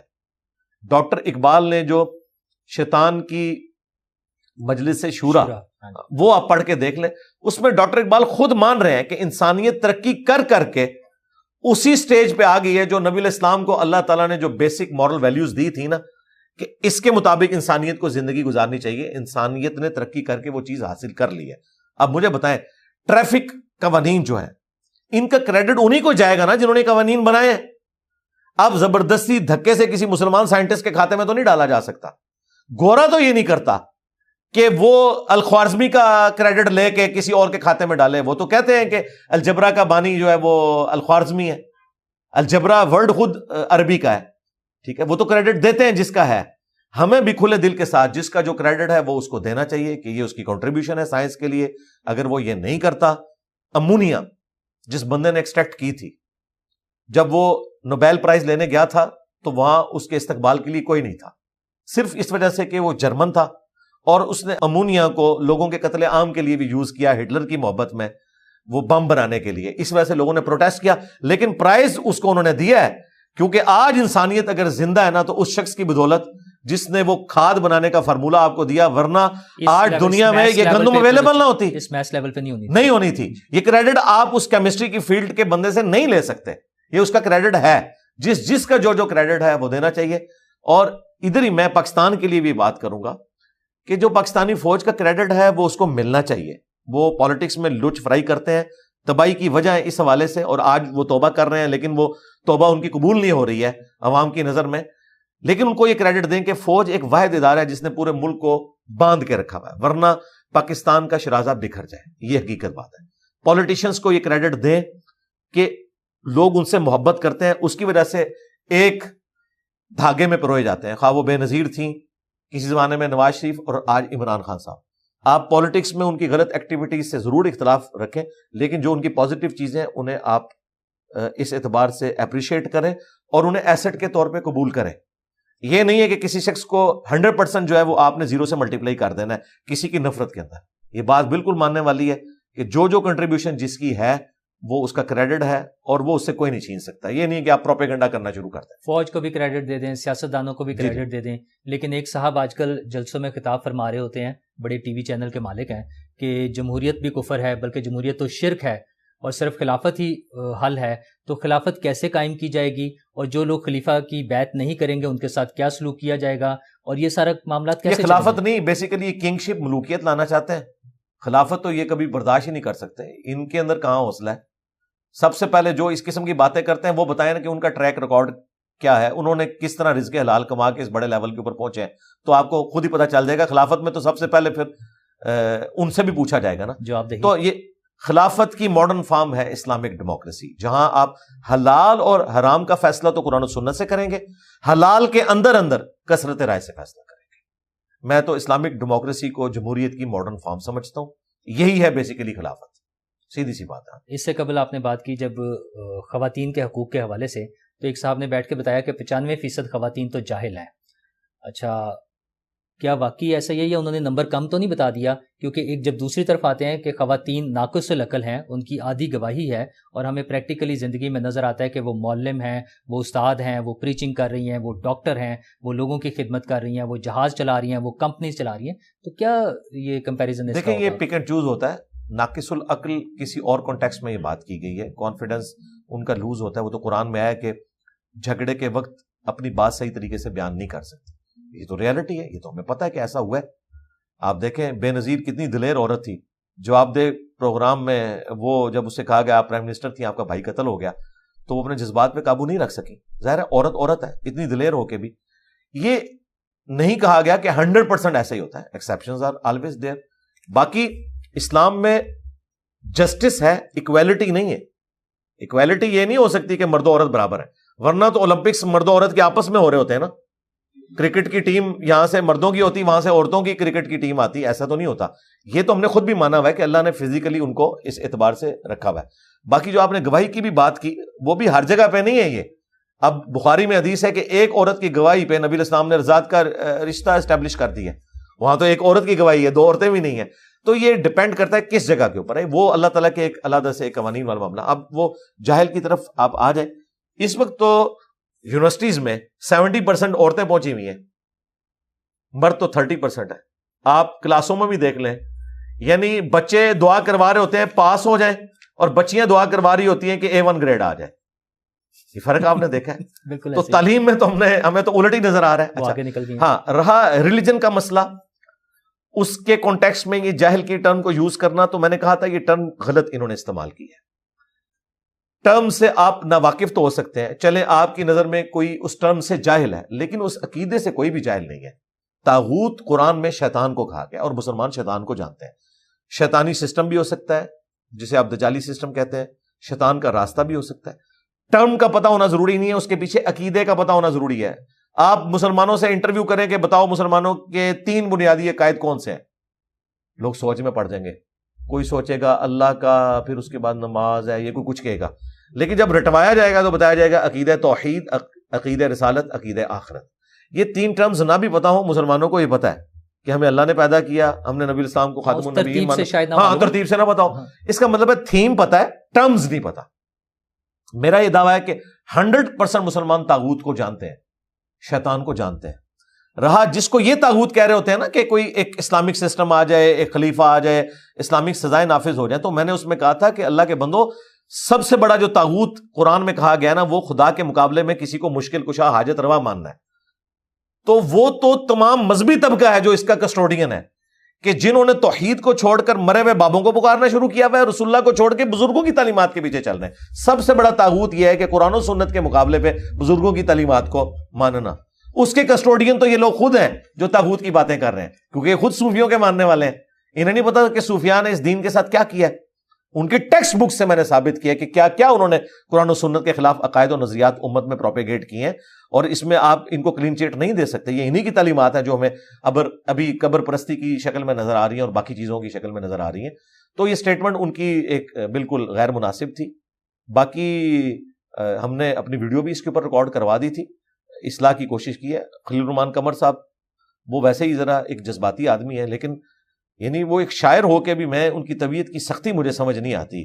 شاعروں کو تو ہم نے ایسا نہیں پایا، وہ تو خود رونا شروع کر دیتے ہیں جب کوئی اس قسم کی ایکٹیویٹیز دیکھیں. لیکن یہ ایک یونیک شاعر ہے کہ جو غصہ بھی دکھاتے ہیں، اور پھر اس سے بڑی بات جب انہوں نے کہا کہ بچی کو مائک کھولو، اس کے بعد تو آپ نے اپنی شکست کی اناؤنسمنٹ کر دی. تو بڑا افسوس ہوا. میں خلیل الرحمان صاحب کی بڑی دل سے قدر کرتا ہوں، ان کی اچھی کنٹریبیوشنز بھی ہیں، لیکن جب میں اس قسم کی یعنی چیزیں دیکھتا ہوں تو مجھے بڑا افسوس ہوتا ہے کہ ان سے یہ زیب نہیں دیتا. خلیل الرحمان قمر صاحب ہوں، سائل ادیم صاحب ہوں، وہ فرقوں کی تعلیمات ہوں، وہ جھگڑے ہوں، لیکن محمد علی مرزا انجینئر پر الزام آتا ہے کہ ان کے پاس کسی مدرسے کی ڈگری نہیں ہے. کبھی ان کی کہیں تلفظ کی غلطیاں پکڑ لی جاتی ہیں، کبھی بتایا جاتا ہے کہ وہ بابوں کے گستاخ ہیں، کبھی کسی کا ہم کلپ سنتے ہیں کہ وہ بد مذہب کا کلپ نہیں سننا چاہیے. کوئی چندہ بک نہیں، کوئی بڑی بڑی گاڑیاں نہیں، کیا نہیں، کوئی خفیہ ایجنڈا ہے؟ کیا کر کیا رہے ہیں آپ؟ جی خفیہ نہیں، باقیوں کے ایجنڈے تو خفیہ ہیں، میرا تو بالکل واضح ایجنڈا ہے کہ میں نے کوئی بابا نہیں چھوڑنا. جس نے بھی رسول اللہ کے ساتھ غداری کی ہے، ایک ایک کو ننگا کر کے میں نے ان کی عوام کو بتانا ہے کہ انہوں نے اللہ اور اس کے رسول کے نام کے اوپر تم سے چندے بٹورے مکے اور مدینے کی آوازیں لگا کے انہوں نے سواریاں سوار کی، لیکن تمہیں انہوں نے فرقوں کی دہلیز پہ جا کے پھینکا ہے. انہوں نے غداری کی ہے رسول اللہ کے ساتھ صلی اللہ علیہ وآلہ وسلم. باقی یہ رہا معاملہ کہ اس قسم کے الزامات میرے اوپر لگانا، تو مجھے ان الزامات سے فائدہ ہوا ہے، مجھے نقصان کوئی نہیں ہوا. اس کی وجہ یہ کہ میرے پاس نہ کوئی مدرسہ تھا، نہ کوئی چندہ بک، نہ کوئی میں نے پیڈ مولوی بھرتی کیے ہوئے کہ میری پبلسٹی وہ کرتے. سوشل میڈیا پہ اگر یہ پبلسٹی کی ہے تو ان علماء نے کی ہے. انہوں نے جمعے کے خطبے پڑھا کے میرے بارے میں اس قسم کی باتیں کی، اور الٹیمیٹلی انہوں نے میری لائف کو ورنریبل کرنے کی کوشش کی. یہ ایک میرے لیے ایک تکلیف دہ چیز ہے، لیکن اس کی کاسٹ کے اوپر جو میں کام کر رہا ہوں نا، اس کی یہ کاسٹ بڑی تھوڑی ہے. امام حسین علیہ السلام کا قول ہے کہ اگر زندگی کا انجام موت ہے تو شہادت سے بیسٹ آپشن کوئی نہیں. 5 دفعہ تو یہ مرڈر اٹیمپٹ میرے اوپر کروا چکے ہیں نا، تو ٹھیک ہے اور بھی کروا کے دیکھ لیں، میں نے تو باز نہیں آنا، سیدھی سی بات. اللہ آپ کو استحکامت دے اور محفوظ رکھے. آپ کا بہت شکریہ، آپ نے بہت ٹائم دیا ہمیں. انشاءاللہ آئندہ بھی ملاقات ہے. انشاءاللہ. جزاک اللہ خیر.